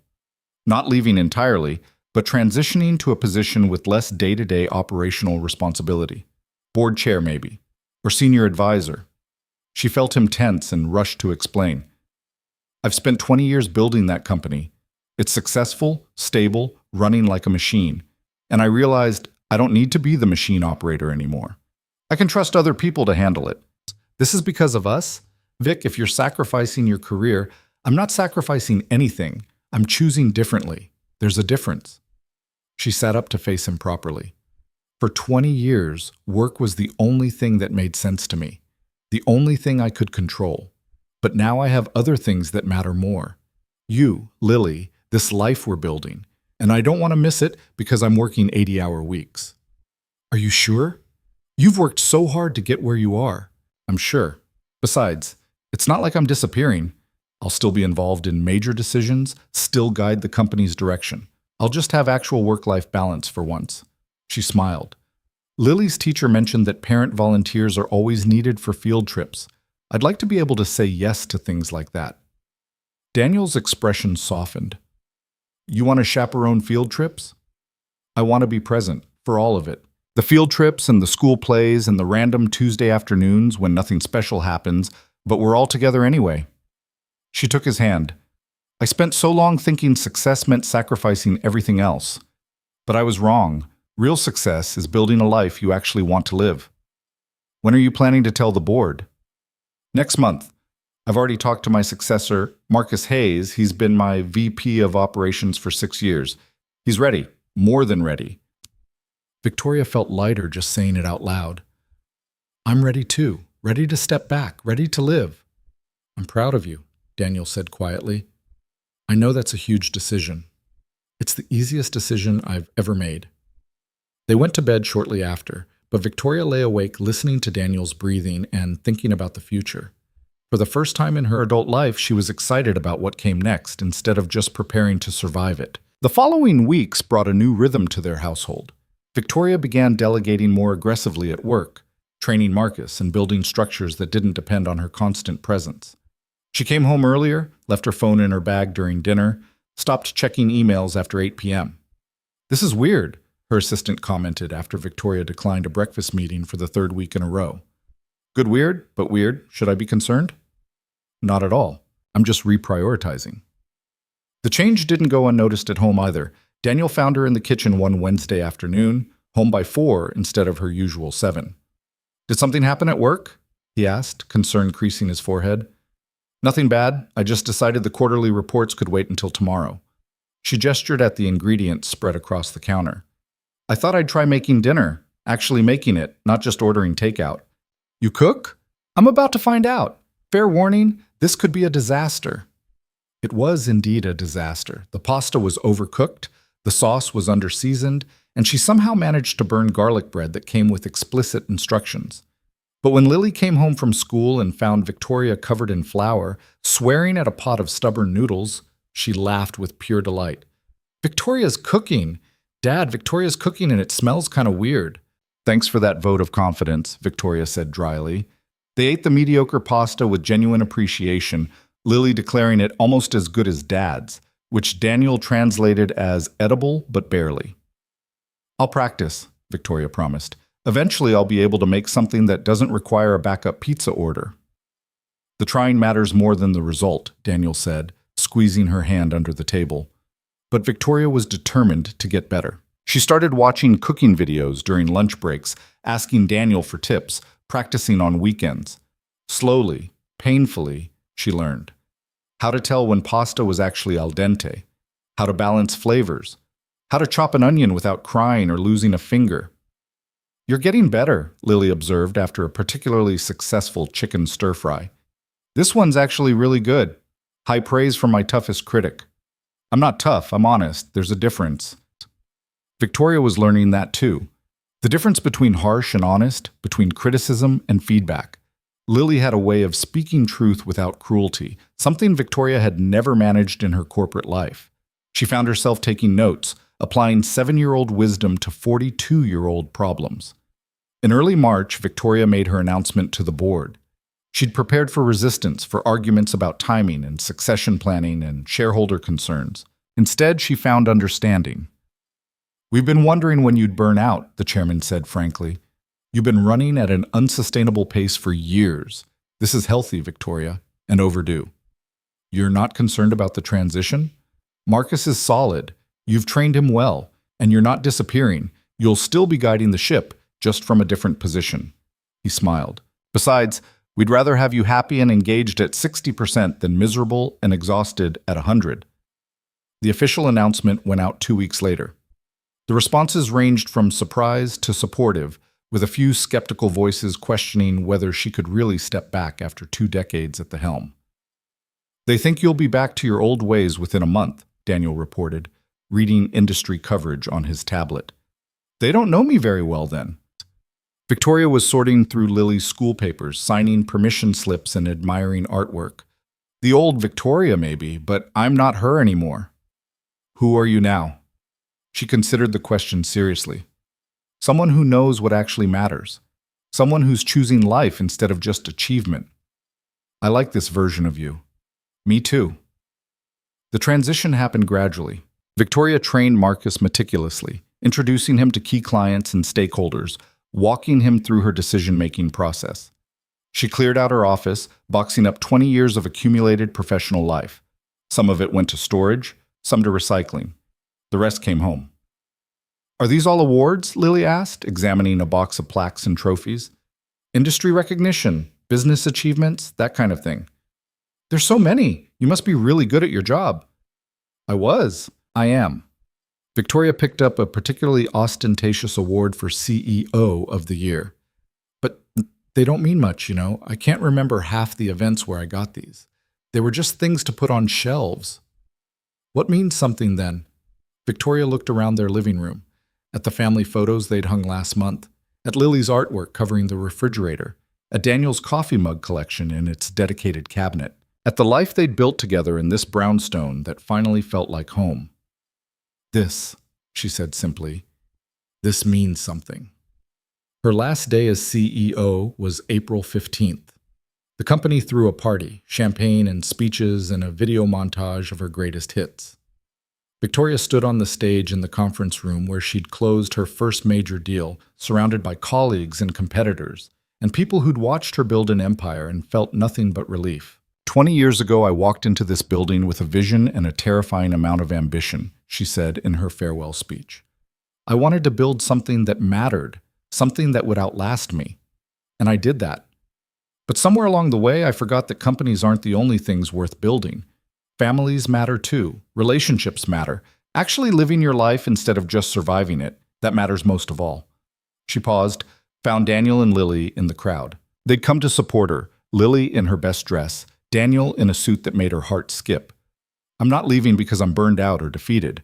I'm leaving because I finally figured out what success actually looks like. And it's not working 80 hours a week in an empty office. It's going home to people who choose you every day. It's building a life that makes you happy instead of just impressive. She smiled. So thank you for 20 incredible years. Thank you for trusting me to lead this company. And thank you for understanding that it's time for me to lead a different kind of life. The applause was thunderous. People came up afterward to shake her hand, to wish her well, to tell her she'd inspired them. Victoria accepted it all with grace, but her eyes kept finding her family. When she finally escaped the crowd, Lily launched herself into Victoria's arms. That was such a good speech. You made people cry. Happy tears, I hope. Definitely happy tears. Dad cried too, but he's pretending he didn't. I had something in my eye, Daniel protested. They left the party early, walking out of the Donovan Industries building for the last time as its CEO. Victoria had thought she might feel regret or loss. Instead, she felt free. How does it feel? Daniel asked as they drove home. Like I can finally breathe. That evening, they celebrated with homemade pizza, Victoria's crust, Daniel's sauce, Lily's creative topping choices that resulted in a truly bizarre but somehow delicious combination. To new beginnings, Daniel toasted with sparkling cider. To choosing what matters, Victoria added. To family, Lily concluded. They clinked glasses and ate pizza and played board games until Lily fell asleep on the couch mid-turn. Daniel carried her to bed while Victoria cleaned up, and for once the domestic routine felt like exactly where she was supposed to be. Over the next few weeks, Victoria discovered what it was like to actually have free time. She volunteered at Lily's school, chaperoning a field trip to the Natural History Museum where Lily's enthusiasm for the butterfly exhibit made the other kids pay attention. She joined a book club that met Tuesday evenings. She learned to garden, planting vegetables in the courtyard alongside their family promise tree. You're getting dirt under your designer nails, Daniel observed one Saturday, finding her elbow deep in soil. I'm discovering I like dirt. Victoria held up a seedling. Tomatoes. Lily wants to grow our own food. Our daughter is turning you into a gardener. Our daughter is turning me into a lot of things, most of them good. She was learning other things too, how to be present instead of constantly planning the next move, how to let go of control without feeling like she was failing, how to measure success in laughter and connection instead of quarterly earnings. Not that it was always easy. One particularly difficult Tuesday, after a morning of failed bread making and an afternoon of dealing with a leaky faucet that required a plumber, Victoria found herself frustrated and short-tempered. I used to run $1 billion company, she muttered, glaring at the sink. Now I can't even make a decent loaf of bread or fix a simple leak. Different skills, Daniel pointed out. You're learning. Give yourself time. I'm not used to being bad at things. Welcome to being human. We're all bad at lots of things. He pulled her into a hug despite her flour-covered hands. You don't have to be perfect at domestic life any more than you had to be perfect at corporate life. You just have to show up and try. I liked being competent. You are competent. You're just competent at different things now, and learning new things, which is also competent in its own way. Victoria leaned into him, letting herself be comforted. This was another thing she was learning: how to accept help, how to be vulnerable, how to admit when she was struggling instead of just pushing through alone. The bread was really bad, wasn't it? She said into his shoulder. It was incredibly bad. Like, historically bad. We might need to bury it in the backyard. She laughed despite herself. Thanks for the honesty. Always. That night after Lily was asleep, they had the conversation that had been building for weeks. I think we should get married, Daniel said. It wasn't a question exactly, more like a statement of fact.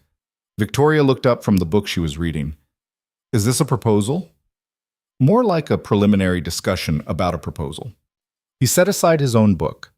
I know we talked about it being too soon, but Vic, we're already living like we're married. We're raising Lily together, making life decisions together, building a future together. The only thing missing is the legal documentation and the party. I thought men were supposed to be afraid of commitment. I'm terrified of commitment. I'm also more terrified of not being committed to you. He took her hand. I want to marry you. I want Lily to be yours legally, not just emotionally. I want us to be a family in every possible way. Victoria's heart was racing. You're serious. Completely serious. I'm not proposing right now. I want to do that properly, with a ring and a plan and probably a lot of nervous rambling. But I'm telling you my intentions, so you can think about it. Decide if it's what you want too.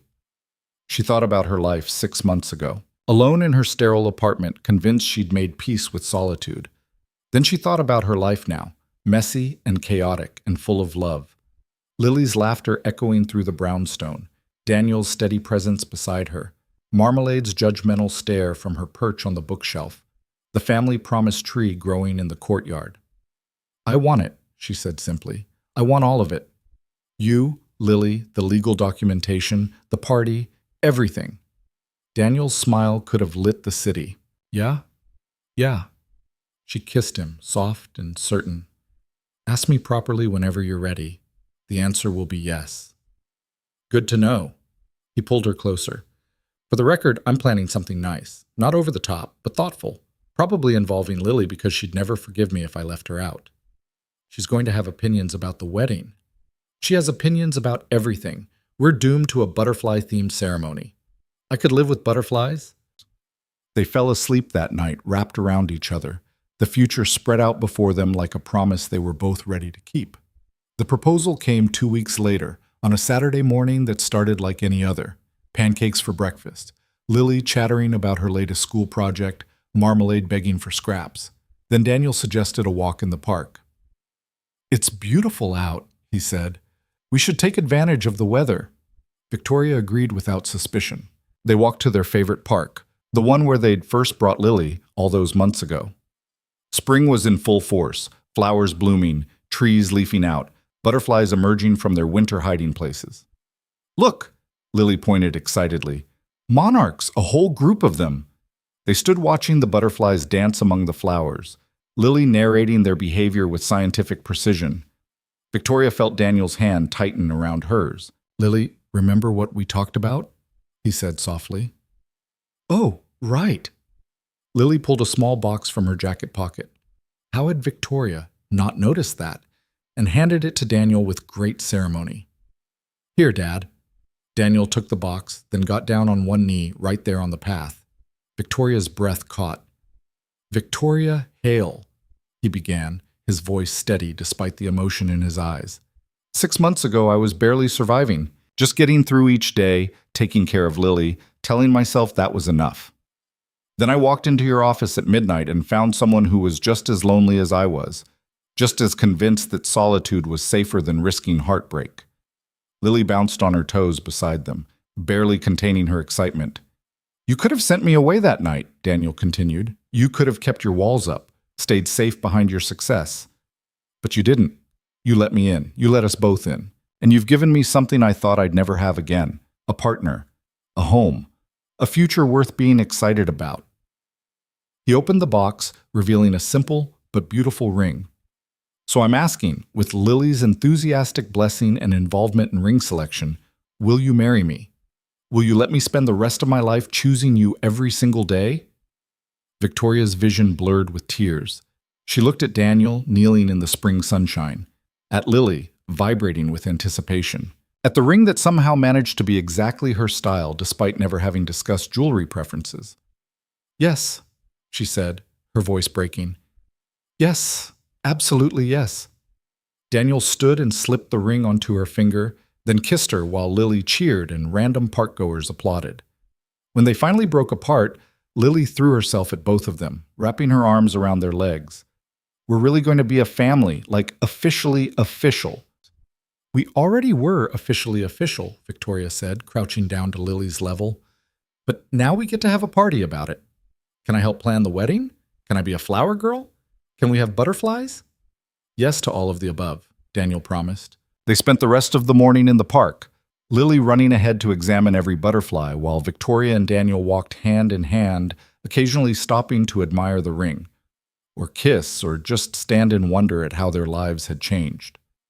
I can't believe you involved Lily in ring shopping, Victoria said. She has excellent taste and strong opinions about what you'd like. Daniel smiled. She insisted on the design, said it needed to be elegant but not fussy, beautiful but practical. I think she knows you better than I do sometimes. She's perceptive. She's thrilled. She's been keeping this secret for 2 weeks. I'm amazed she didn't crack. They told people gradually over the following days. Victoria's assistant squealed and demanded wedding planning duties. Daniel's co-workers organized an impromptu engagement party. The board sent flowers and congratulations. Mrs. Chen from Daniel's old building cried happy tears and insisted on making them a traditional congratulations dinner. But the best reaction came from an unexpected source. Victoria's parents, who she hadn't spoken to in months, called after seeing the announcement on social media. Victoria, it's your mother. Hi, Mom. Victoria braced herself for criticism or lectures about rushing into things. We saw the news about your engagement and your career change. Her mother paused. Your father and I would like to come visit, to meet Daniel and Lily, if that's all right. Victoria felt tears prick her eyes. You want to meet them? We've made mistakes, Victoria. We pushed you too hard, expected too much, didn't support you when you needed it, especially during your illness. We'd like a chance to do better, to be part of your life again, if you'll let us. I'd like that, Victoria said softly. I'd really like that. The visit happened 2 weeks later. Victoria was nervous in a way she hadn't been since her first board presentation. What if her parents didn't like Daniel? What if they were cold to Lily? What if... Breathe, Daniel reminded her as they waited for the doorbell. They're your parents. They want to reconnect. This is good.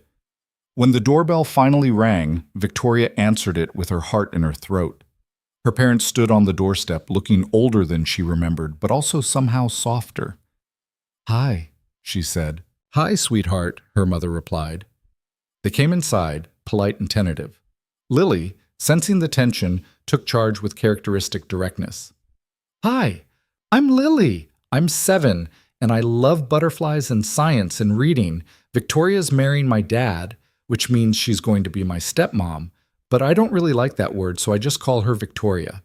Do you want to see my butterfly collection? Victoria's parents looked stunned. Then her father laughed. Actually laughed, something Victoria couldn't remember him doing in years. I'd love to see your butterfly collection, he said. The afternoon that followed was awkward in places, emotional in others, but ultimately healing. Victoria's parents apologized for their absence during her cancer treatment, for their judgment about her career choices, for failing to understand what she actually needed from them. We were so focused on what we thought success should look like that we couldn't see you were already successful, her mother said over coffee. We missed so much. We're sorry. I'm sorry too, Victoria said. I shut you out. I was so hurt that I stopped trying to have a relationship with you. That wasn't fair either. Can we start over? Her father asked. Not forget the past, but build something better going forward. Victoria looked around her living room. At Daniel chatting with her mother about his work, at Lily showing her grandfather her nature journal, at the life she'd built from broken pieces and second chances. Yeah, she said, we can start over. By the time her parents left, tentative plans had been made for regular visits. They'd volunteered to help with wedding planning. They'd asked to be included in Lily's life. It wasn't perfect, but it was real.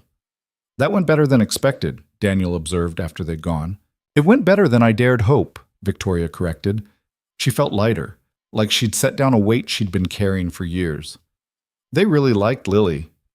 Everyone likes Lily. She's objectively delightful. I heard that, Lily called from upstairs.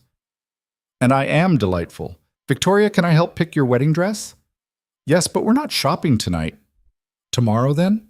Victoria and Daniel looked at each other and laughed. Their life was chaotic and unpredictable and absolutely nothing like she'd planned. It was perfect. That night, after Lily was finally asleep, a process that took extra time because she was too excited about wedding planning to settle down, Victoria stood on their balcony looking out at the city. Daniel joined her, wrapping a blanket around both their shoulders. Happy?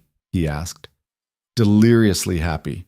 Also terrified, exhausted, overwhelmed, and wondering how this became my life. But happy? But happy, she confirmed. She held up her hand, watching her engagement ring catch the light. I keep thinking about that night. When you found me in my office. If you'd left instead of staying. If I'd sent you away instead of asking you to stay. We almost missed this. But we didn't. We chose each other. We keep choosing each other. He kissed her temple. And we're going to keep choosing each other for the rest of our lives. Below them, the city continued its endless rhythm. But up here, in their home, surrounded by the family they'd built from hope and courage, and the willingness to risk heartbreak for the chance at happiness, Victoria finally understood what she'd been missing all those years. Not success, not achievement, not the corner office or the accolades or the billion-dollar deals. Just this. Just love. Just home.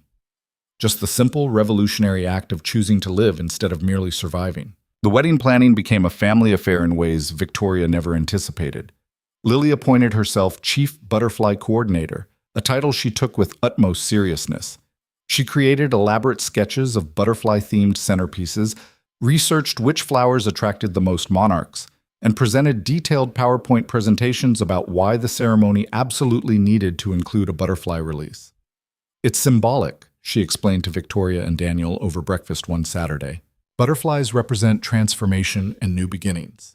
Plus, they're beautiful, and everyone loves them. What about people with butterfly allergies? Daniel asked, clearly trying not to smile. Lily's face scrunched in concentration. Are butterfly allergies real? No, baby. I was teasing. Dad, this is serious business. But she was grinning. Victoria, you agree with me, right? Butterflies are perfect? Victoria looked at the sketches spread across the table, at Lily's eager face, at Daniel trying to hide his amusement behind his coffee mug. A year ago, she would have hired a wedding planner and let them handle everything with professional efficiency. Now she was sitting at her kitchen table being lobbied by a 7-year-old about lepidopteran symbolism.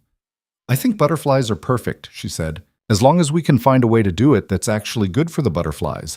We're not releasing them if it's harmful to them. Obviously. I already researched ethical butterfly releases. There's a sanctuary an hour away that does it properly. They only release species native to the area at the right time of year. Lily pulled out yet another page of notes. I called them. They said June is perfect for monarchs. You called them? Daniel looked impressed and slightly alarmed. When? Yesterday after school. I used your phone. I hope that's okay. The lady was really nice, and she said we could visit to see how they raise the butterflies. And she gave me a discount code because I explained it was for my dad's wedding to my almost stepmom. Victoria felt her heart swell. Your almost stepmom? Well, you will be. After the wedding, technically. Lily chewed her lip. Is it okay that I called you that? I know we haven't really talked about what I should call you after you and Dad get married. Victoria reached across the table and took Lily's hand. You can call me whatever feels right to you. Victoria's fine. Mom is fine if that's what you want. Or something else entirely. There's no rule. What about just Mom? Lily said quietly. I know Sarah was my first mom, and I'll always love her. But you're here now. You're the one who makes my lunch and helps with homework and comes to my school stuff. That's what moms do, right? Daniel made a choked sound. Victoria's vision blurred. I would be honored, she managed. So honored, Lily. Cool. So can we do the butterfly release, Mom? The word landed like a gift. Victoria nodded, not trusting herself to speak. Daniel pulled both of them into a hug. The three of them tangled together over breakfast dishes and wedding planning notes. We're doing the butterflies, he confirmed, his voice rough. Absolutely doing the butterflies. The weeks leading up to the wedding were a blur of decisions and preparations. They'd chosen a small venue, the Botanical Gardens where they'd spent many Saturday mornings, and kept the guest list intimate. 50 people. Family, close friends, Daniel's colleagues, a few of Victoria's former board members who'd become genuine friends rather than just business associates. Victoria's mother threw herself into helping with remarkable enthusiasm, making up for years of distance with fierce dedication to getting every detail right. She and Lily became co-conspirators, shopping for decorations and arguing good-naturedly about color schemes. Your mother has opinions, Daniel observed after a particularly spirited debate about whether the napkins should be ivory or cream. She always has. I just never let her close enough to share them before. Victoria watched through the window as her mother and Lily examined flower samples in the courtyard. It's nice. Having her involved. Having her here. Your dad seems happier too. He is. They both are. I think they regret how things were between us, and they're trying to make up for it. Are you okay with that? With letting them back in? Victoria considered the question. A year ago, she would have said no. The hurt was too deep, the pattern too established. But she'd learned something about second chances, about the possibility of transformation. I'm okay with it. People change. Relationships change. Look at us. 6 months ago, we were practically strangers. Now we're getting married and raising a child together. She leaned into Daniel's side. If butterflies can completely restructure themselves in a chrysalis, people can change too. The night before the wedding, Victoria's mother asked to speak with her privately. They sat in the courtyard, the June evening warm and full of fireflies. I need to tell you something, her mother began. An apology that's long overdue. Mom, we've been through this. You already apologized. Not for this, not properly. Her mother twisted her hands in her lap. When you got sick, when you had cancer, I failed you. Your father and I both did. We were so scared of losing you that we couldn't face it. We visited once, sent flowers, and then we disappeared. We told ourselves you were strong enough to handle it alone, that you preferred to be alone. I did prefer to be alone then, Victoria said softly. I was so angry at everyone, at everything. I pushed people away. But we should have pushed back. We should have showed up anyway. You were our daughter, and you were fighting for your life, and we abandoned you because we were too scared to watch you suffer. Tears streaked her mother's face. I've regretted that every day since. The way you shut us out after... I knew we deserved it. We earned that distance. Victoria felt her own tears start. I thought you blamed me. For getting sick, for the choices I'd made, for not being the daughter you wanted. Never. Not once. We were proud of you, terrified for you, and completely failing you when you needed us most. Her mother reached for Victoria's hand. Seeing you now, with Daniel and Lily, seeing how happy you are, it makes me realize how much we missed, how much we could have had, if we'd just been brave enough to show up. You're showing up now. Is it enough? Can you forgive us? Victoria thought about forgiveness, about holding on to hurt versus making room for healing. She thought about the family she'd built with Daniel and Lily, about choosing love over fear. Yeah, Mom, I can forgive you. I want to forgive you. She squeezed her mother's hand.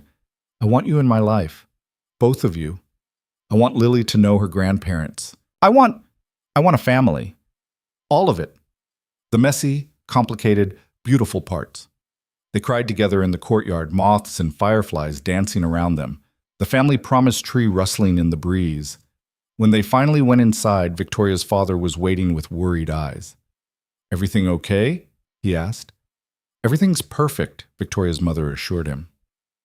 That night, Victoria couldn't sleep. She lay in bed, alone, since Daniel had been banished to a hotel by Lily, who insisted it was bad luck to see the bride before the wedding, and thought about the journey that had brought her here. From the lonely CEO standing in an empty office to a woman about to marry the love of her life and officially become mother to an extraordinary little girl. Her phone buzzed with a text from Daniel. Can't sleep. Keep thinking about tomorrow. About getting to call you my wife. She smiled and typed back. Can't sleep either. Keep thinking about how lucky I am. I'm the lucky one. We're both lucky. We found each other. We chose each other, he corrected. That's better than luck. She fell asleep holding her phone, Daniel's words warm in her chest. The wedding day dawned perfect. Cloudless blue sky, warm but not hot, a gentle breeze carrying the scent of flowers.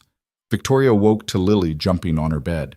It's wedding day! It's wedding day! Mom, wake up! We have so much to do! Mom.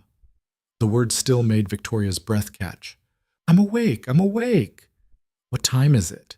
7. We have 5 whole hours until the ceremony. That's practically no time at all. Victoria's mother appeared in the doorway, already dressed and holding coffee. I've created a schedule. Hair and makeup start in an hour. Breakfast now. Then getting dressed, photos, transport to the venue. You made a schedule? Someone had to. Left to her own devices, Lily would have you doing butterfly research until 10 minutes before you're supposed to walk down the aisle. That's not true, Lily protested. I'd leave at least 15 minutes for getting dressed. They spent the morning in happy chaos. Victoria's mother did her makeup while Lily provided running commentary. Victoria's father arrived with bagels and the news that Daniel was a nervous wreck but in a good way. The photographer captured candid moments, Lily helping Victoria into her dress, Victoria's mother adjusting her veil, all 3 of them laughing at some joke Victoria couldn't even remember later. The dress was simple but elegant, exactly what Victoria wanted.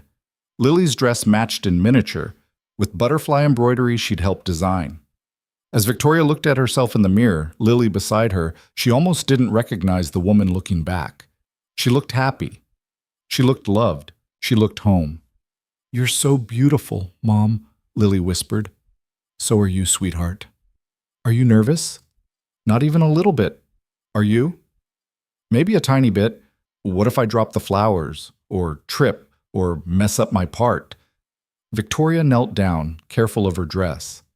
Then you recover and keep going. That's what we do in this family. We mess up and we keep going, together. Together, Lily repeated, then threw her arms around Victoria's neck. I'm so glad Dad found you. I'm so glad you're going to be my mom. I'm so glad too, baby. So glad. The venue was transformed. White chairs arranged in rows, an aisle scattered with flower petals, butterflies, real ones in a special enclosure, waiting to be released during the ceremony. The botanical gardens provided a lush green backdrop, nature itself participating in their celebration. Victoria waited in the preparation room, her father beside her looking uncomfortable in his suit. You look beautiful, sweetheart, he said. Truly beautiful. Thanks, Dad. I'm proud of you, not just for today, but for everything. The career you built, the way you've overcome challenges, the family you're creating. Your mother and I, we haven't always shown it, but we're so proud. Victoria felt tears threaten her carefully applied makeup. Don't make me cry before I even get down the aisle. Right, sorry. Saving the tears for the ceremony. He offered his arm. Ready? She took one last look in the mirror, then nodded. Ready. The processional music started. Lily went first, scattering petals with careful precision, her face serious with concentration. Then it was Victoria's turn. She stepped out into the sunshine and saw Daniel waiting at the end of the aisle. He looked stunned, like he couldn't quite believe this was happening. Victoria felt the same way. All those people gathered to witness their commitment, but really it felt like just the 2 of them and the future they were choosing together. The walk down the aisle seemed to take forever and no time at all. Then she was there, standing in front of Daniel, her father kissing her cheek and stepping back. Hi, Daniel whispered. Hi, she whispered back. The officiant, a friend of Daniel's who'd gotten ordained specifically for this, began the ceremony. Victoria barely heard the traditional words. She was too focused on Daniel's face, on the tears in his eyes that matched her own, on Lily standing beside them as their flower girl and witness, and the reason they'd all found each other. Then it was time for vows. Daniel went first. Victoria, when I met you, I was surviving, just getting through each day, telling myself that was enough. You showed me the difference between surviving and living. You taught me that it's possible to risk your heart again, to trust again, to build something new without forgetting what came before. His voice caught. You chose me when you could have chosen safety. You chose us when you could have chosen solitude. And I promise to spend the rest of my life being worthy of that choice. I promise to show up for you every day, to be your partner in all things, to love you through the easy times and the hard times, to build a life with you that's full of joy and meaning and really good coffee. Laughter rippled through the guests. Victoria was crying openly now. Daniel, I spent most of my life believing I had to choose between success and happiness, that I could be powerful or I could be loved, but not both. You proved me wrong about everything. She took a shaky breath. You saw through all my defenses to the person I was hiding underneath. The person who was lonely and scared and desperate for connection, but too afraid to admit it. You didn't run from that person. You chose her, you choose her still, every day. She looked at Lily, who was trying very hard not to cry. You both taught me what family really means. Not perfect people pretending everything's fine, but real people choosing each other despite the mess and the fear and all the ways we might fail. I promise to keep choosing you, to keep showing up, to keep building this beautiful, chaotic life we're creating together. I promise to be your partner, your friend, your safe place to land. I promise to love you both. Her voice broke. For the rest of my life. Daniel was crying too now. So was Lily. So was half the audience. The officiant smiled through his own tears. I think we can skip to the important part. Daniel, do you take Victoria to be your lawfully wedded wife? I absolutely do. Victoria, do you take Daniel to be your lawfully wedded husband? I do, completely. Then by the power vested in me, I now pronounce you husband and wife. You may kiss your bride. Daniel pulled Victoria close and kissed her while everyone cheered. When they broke apart, Lily was there, wrapping her arms around both of them. We're a family, she announced to everyone. An official, legal, married family. The butterfly release happened during the recessional. Hundreds of monarchs fluttering into the June sky, a living celebration of transformation and new beginnings. Victoria stood with her husband, and her daughter and watched the butterflies soar. Perfect, Lily breathed. Absolutely perfect. The reception was exactly what they'd wanted. Good food, better company, dancing and laughter and toast that made everyone cry and laugh in equal measure. Victoria's mother gave a speech about second chances that had the whole room in tears. Daniel's former neighbor, Mrs. Chen, talked about watching their love story unfold. Lily insisted on making her own toast, which mostly consisted of butterfly facts but ended with, I love my mom and dad very much, and I'm glad they found each other. Victoria danced with Daniel, with her father, with Lily. She talked to guests she hadn't seen in years, introduced her parents to Daniel's family, watched everyone she loved mingling together in celebration. Happy? Daniel asked, pulling her close during a slow song. Impossibly happy. Good. That's the goal. Impossible happiness. They left the reception as the sun was setting, Lily staying with Victoria's parents for the weekend while Victoria and Daniel took a brief honeymoon. Just 2 nights at a bed and breakfast an hour away. They didn't want to be far from Lily for long. The honeymoon was perfect in its simplicity. Long mornings in bed, walks through the countryside, dinners where they talked about everything and nothing. No work, no responsibilities, just the two of them learning how to be married. I keep expecting to wake up, Victoria admitted on their last morning, to find out this was all a dream. If it's a dream, we're both having it. That's called shared reality. Daniel pulled her closer. This is real, Vic. You're my wife. I'm your husband. Lily's our daughter. We have a home and a cat and a family promise tree. It's all gloriously, messily, perfectly real. I'm not used to things being this good. Get used to it. This is our life now. They picked up Lily on Sunday evening. She launched herself at them with stories about everything she'd done with her grandparents. A museum visit, baking cookies, planting more flowers in the courtyard garden. Did you have fun on your honeymoon? She asked. We did, Victoria confirmed, but we missed you. I missed you too.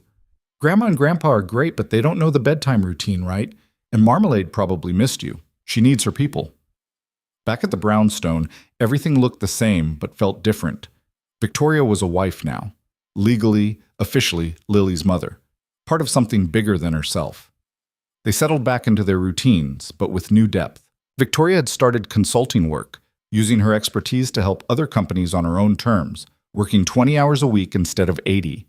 Daniel had been promoted at work, recognition for years of quiet excellence.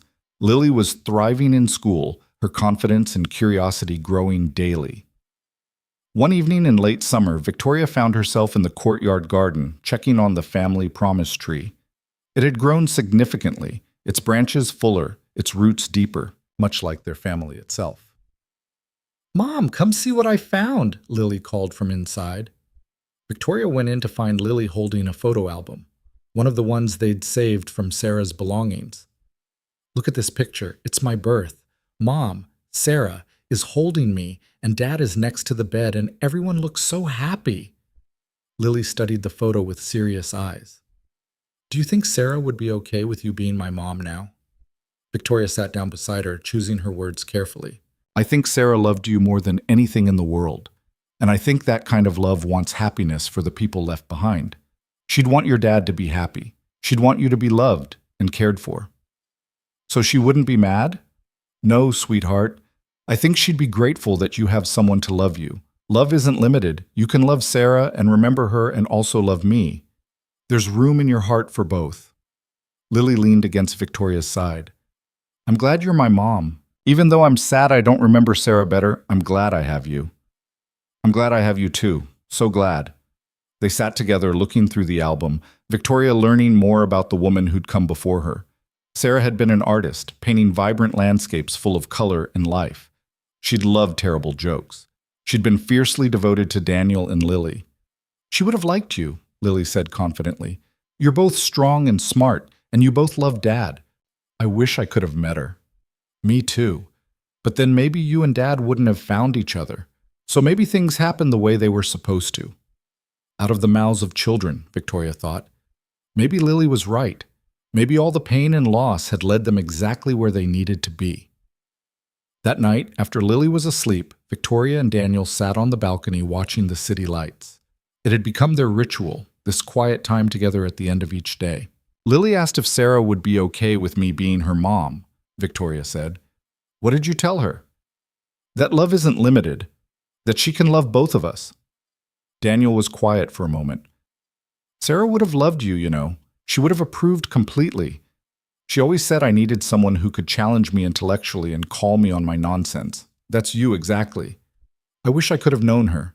"Me too, but Vic..." He turned to face her fully. "I'm not settling for you. You're not second choice or backup plan or the consolation prize.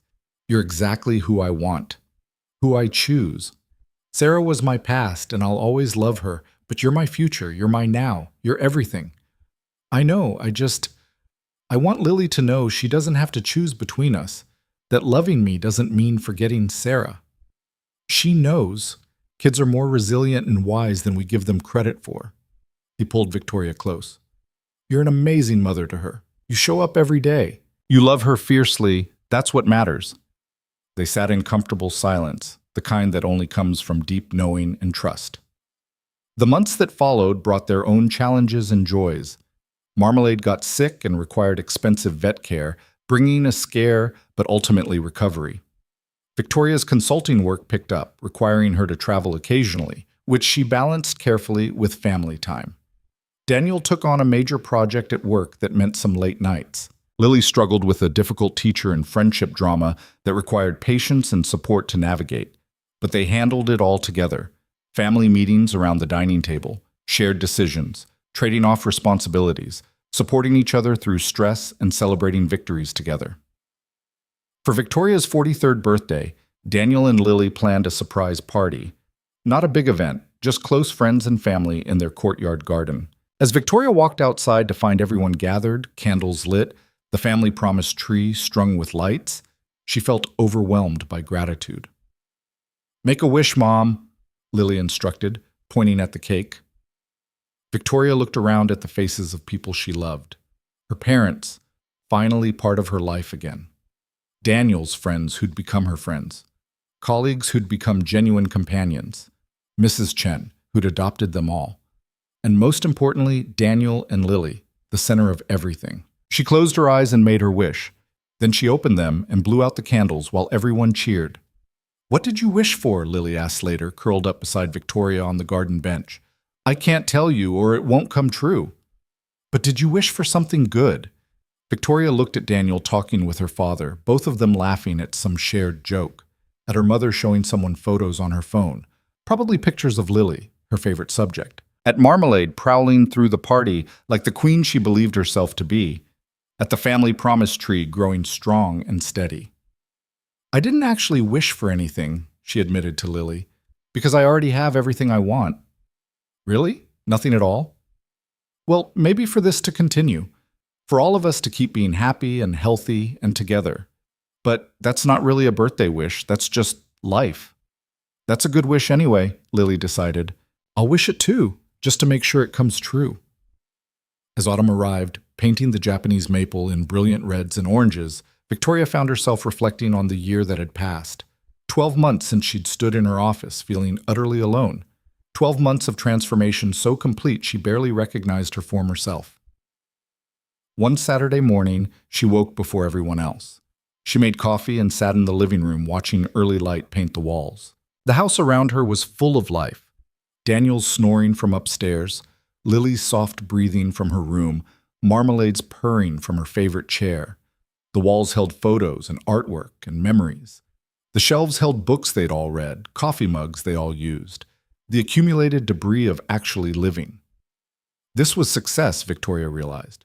Not the corner office or the Forbes cover or the billion-dollar deals. This messy, beautiful, ordinary life. Daniel found her there an hour later, still holding her coffee, tears streaming down her face. "Vic, what's wrong?" "Nothing's wrong. Everything's right. That's the problem. I keep waiting for something to go wrong." He sat beside her, pulled her close. "Things will go wrong eventually. That's life. But we'll handle it together. That's the point of all this. You're not alone anymore." "I was alone for so long. I got used to it. Told myself I preferred it. And now? Now I can't imagine going back. This, you, Lily, this life, it's everything. And it scares me how much I need it." "That's love, Vic. It's supposed to be scary. It means you have something worth losing, but it also means you have something worth fighting for." Lily appeared in the doorway, hair sticking up in all directions.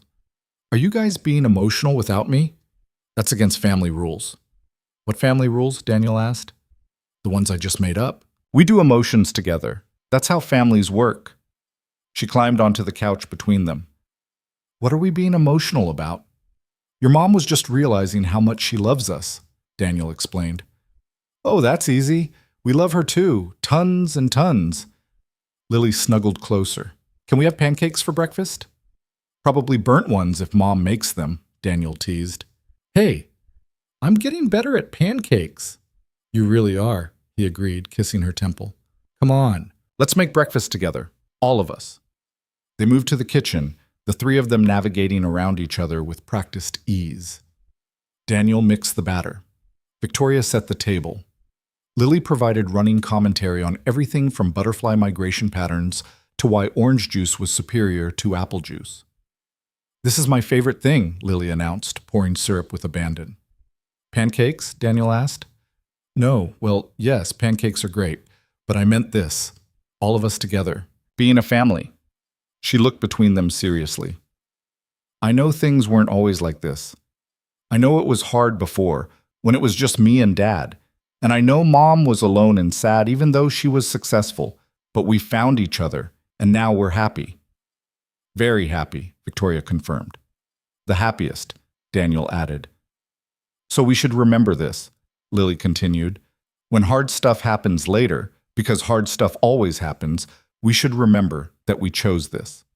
We chose each other, and that means we don't give up when things get difficult." Victoria and Daniel exchanged glances over her head, both thinking the same thing. When had their 7-year-old become so wise? "You're absolutely right," Victoria said. "We choose each other. Every single day." "Every single day," Daniel echoed. They finished breakfast and cleaned up together, then spent the afternoon at the park. The same park where Daniel had proposed, where they'd spent countless Saturday mornings, where Lily had first shown Victoria her butterfly collection. It had become sacred ground, this ordinary patch of green in the middle of the city. As they walked the familiar paths, Lily running ahead to investigate some discovery, Victoria took Daniel's hand. "Thank you," she said. "For what?" "For walking into my office that night, for staying when I asked, for seeing who I could be instead of who I was pretending to be, for giving me this." She gestured at everything, the park, Lily laughing in the distance, the life they'd built. "You gave me the same thing, a reason to live instead of just survive, a partner, a future." He stopped walking, pulled her close. "We saved each other, Vic." "Yeah, we really did." They stood there in the autumn sunshine, Lily's laughter echoing across the park, and Victoria felt something settle deep in her chest. Peace, certainty, home. That evening, as they gathered for dinner, homemade pasta that Victoria had actually cooked successfully this time, Lily made an announcement. "I've decided what I want to be when I grow up." "What's that, sweetheart?" Daniel asked. "A lepidopterist. That's a butterfly scientist. I'm going to study butterfly migration and conservation and help protect endangered species." She took a bite of pasta. "But I also want to have a family, like ours. Because I've decided you can have both, a career and a family. You don't have to choose." Victoria's eyes filled with tears. "You're absolutely right. You can have both. Mom proved it," Lily continued matter-of-factly. "She had this huge important job, but she chose to have a family too. And now she still does important work, but she also has time for us. So when I'm a famous butterfly scientist, I'll make sure I have time for my family too." "That sounds like an excellent plan," Daniel said, his voice suspiciously rough. Later that night, Victoria stood in Lily's doorway watching her sleep. The little girl who'd welcomed her into their lives with open curiosity and unconditional acceptance. The daughter of her heart, if not her body. "She's something special," Daniel whispered, coming up behind her. "She really is. You've done an amazing job with her." "We've done an amazing job with her," he corrected. "You're as much her parent as I am now." They stood there together, watching their daughter sleep, marveling at the family they'd created from broken pieces and brave choices. As they finally went to bed themselves, Victoria took one last look around their bedroom. At the photos on the dresser, their wedding, Lily's school portrait, a candid shot from a family picnic. At Daniel's clothes mixed with hers in the closet. At the book on her nightstand that Lily had recommended. At the life they were living together. "I love you," she said to Daniel as they settled into bed. "I love you too. Always. Even when I burn dinner? Especially when you burn dinner. Shows you're trying." She laughed and curled into his side, Marmalade jumping up to claim her spot at the foot of the bed. This was it, Victoria thought, as she drifted towards sleep. This was the life she'd been looking for without knowing what she was looking for. Not perfect, not always easy, but real and full and overflowing with love. She'd spent 42 years building walls to keep pain out. It had taken falling in love with a widowed project manager and his remarkable daughter to learn that the walls keeping pain out also kept joy out. That safety wasn't the same as happiness. That being vulnerable enough to be hurt was also what made it possible to be truly happy. The last thing she thought before sleep claimed her was a variation on their family motto. They'd chosen each other. Every day they chose each other. And that choice, that simple, revolutionary daily choice, had transformed everything. In the morning, she woke to Lily shaking her shoulder. Mom, wake up! There's a whole bunch of monarch butterflies in our garden. Come see." Victoria stumbled downstairs with Daniel, both of them barely awake, to find the courtyard garden filled with butterflies. Dozens of them, resting on the family promise tree, on the flowers Lily had planted, on the tomatoes Victoria had managed to grow. "They're migrating," Lily whispered in awe. "They stopped here to rest. In our garden. Our family garden." They stood together in their pajamas, watching the butterflies prepare for their impossible journey. These small, fragile creatures that would travel thousands of miles on wings that seemed too delicate for the task. These living symbols of transformation and courage, and the beauty that comes from embracing change. They're brave, Lily said, echoing her own words from months ago. They don't know if they'll make it, but they try anyway.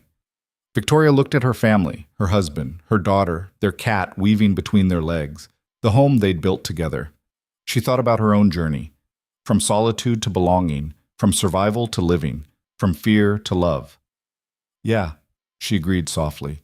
They're brave, and so are we. The butterflies stayed for an hour before continuing their migration, leaving the garden quiet but somehow transformed. Victoria made coffee while Daniel started breakfast, and Lily did her morning reading.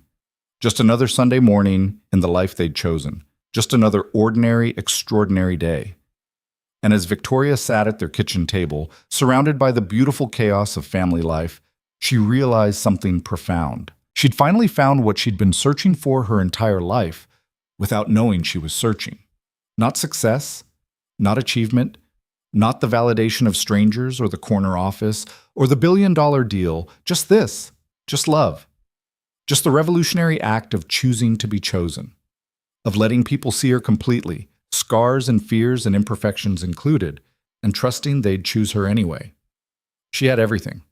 The family she'd thought she could never have. The love she'd convinced herself she didn't need. The home that was messy and loud and absolutely perfect. She was chosen. Every single day, she was chosen. And every single day, she chose them right back. That was enough. More than enough. That was everything.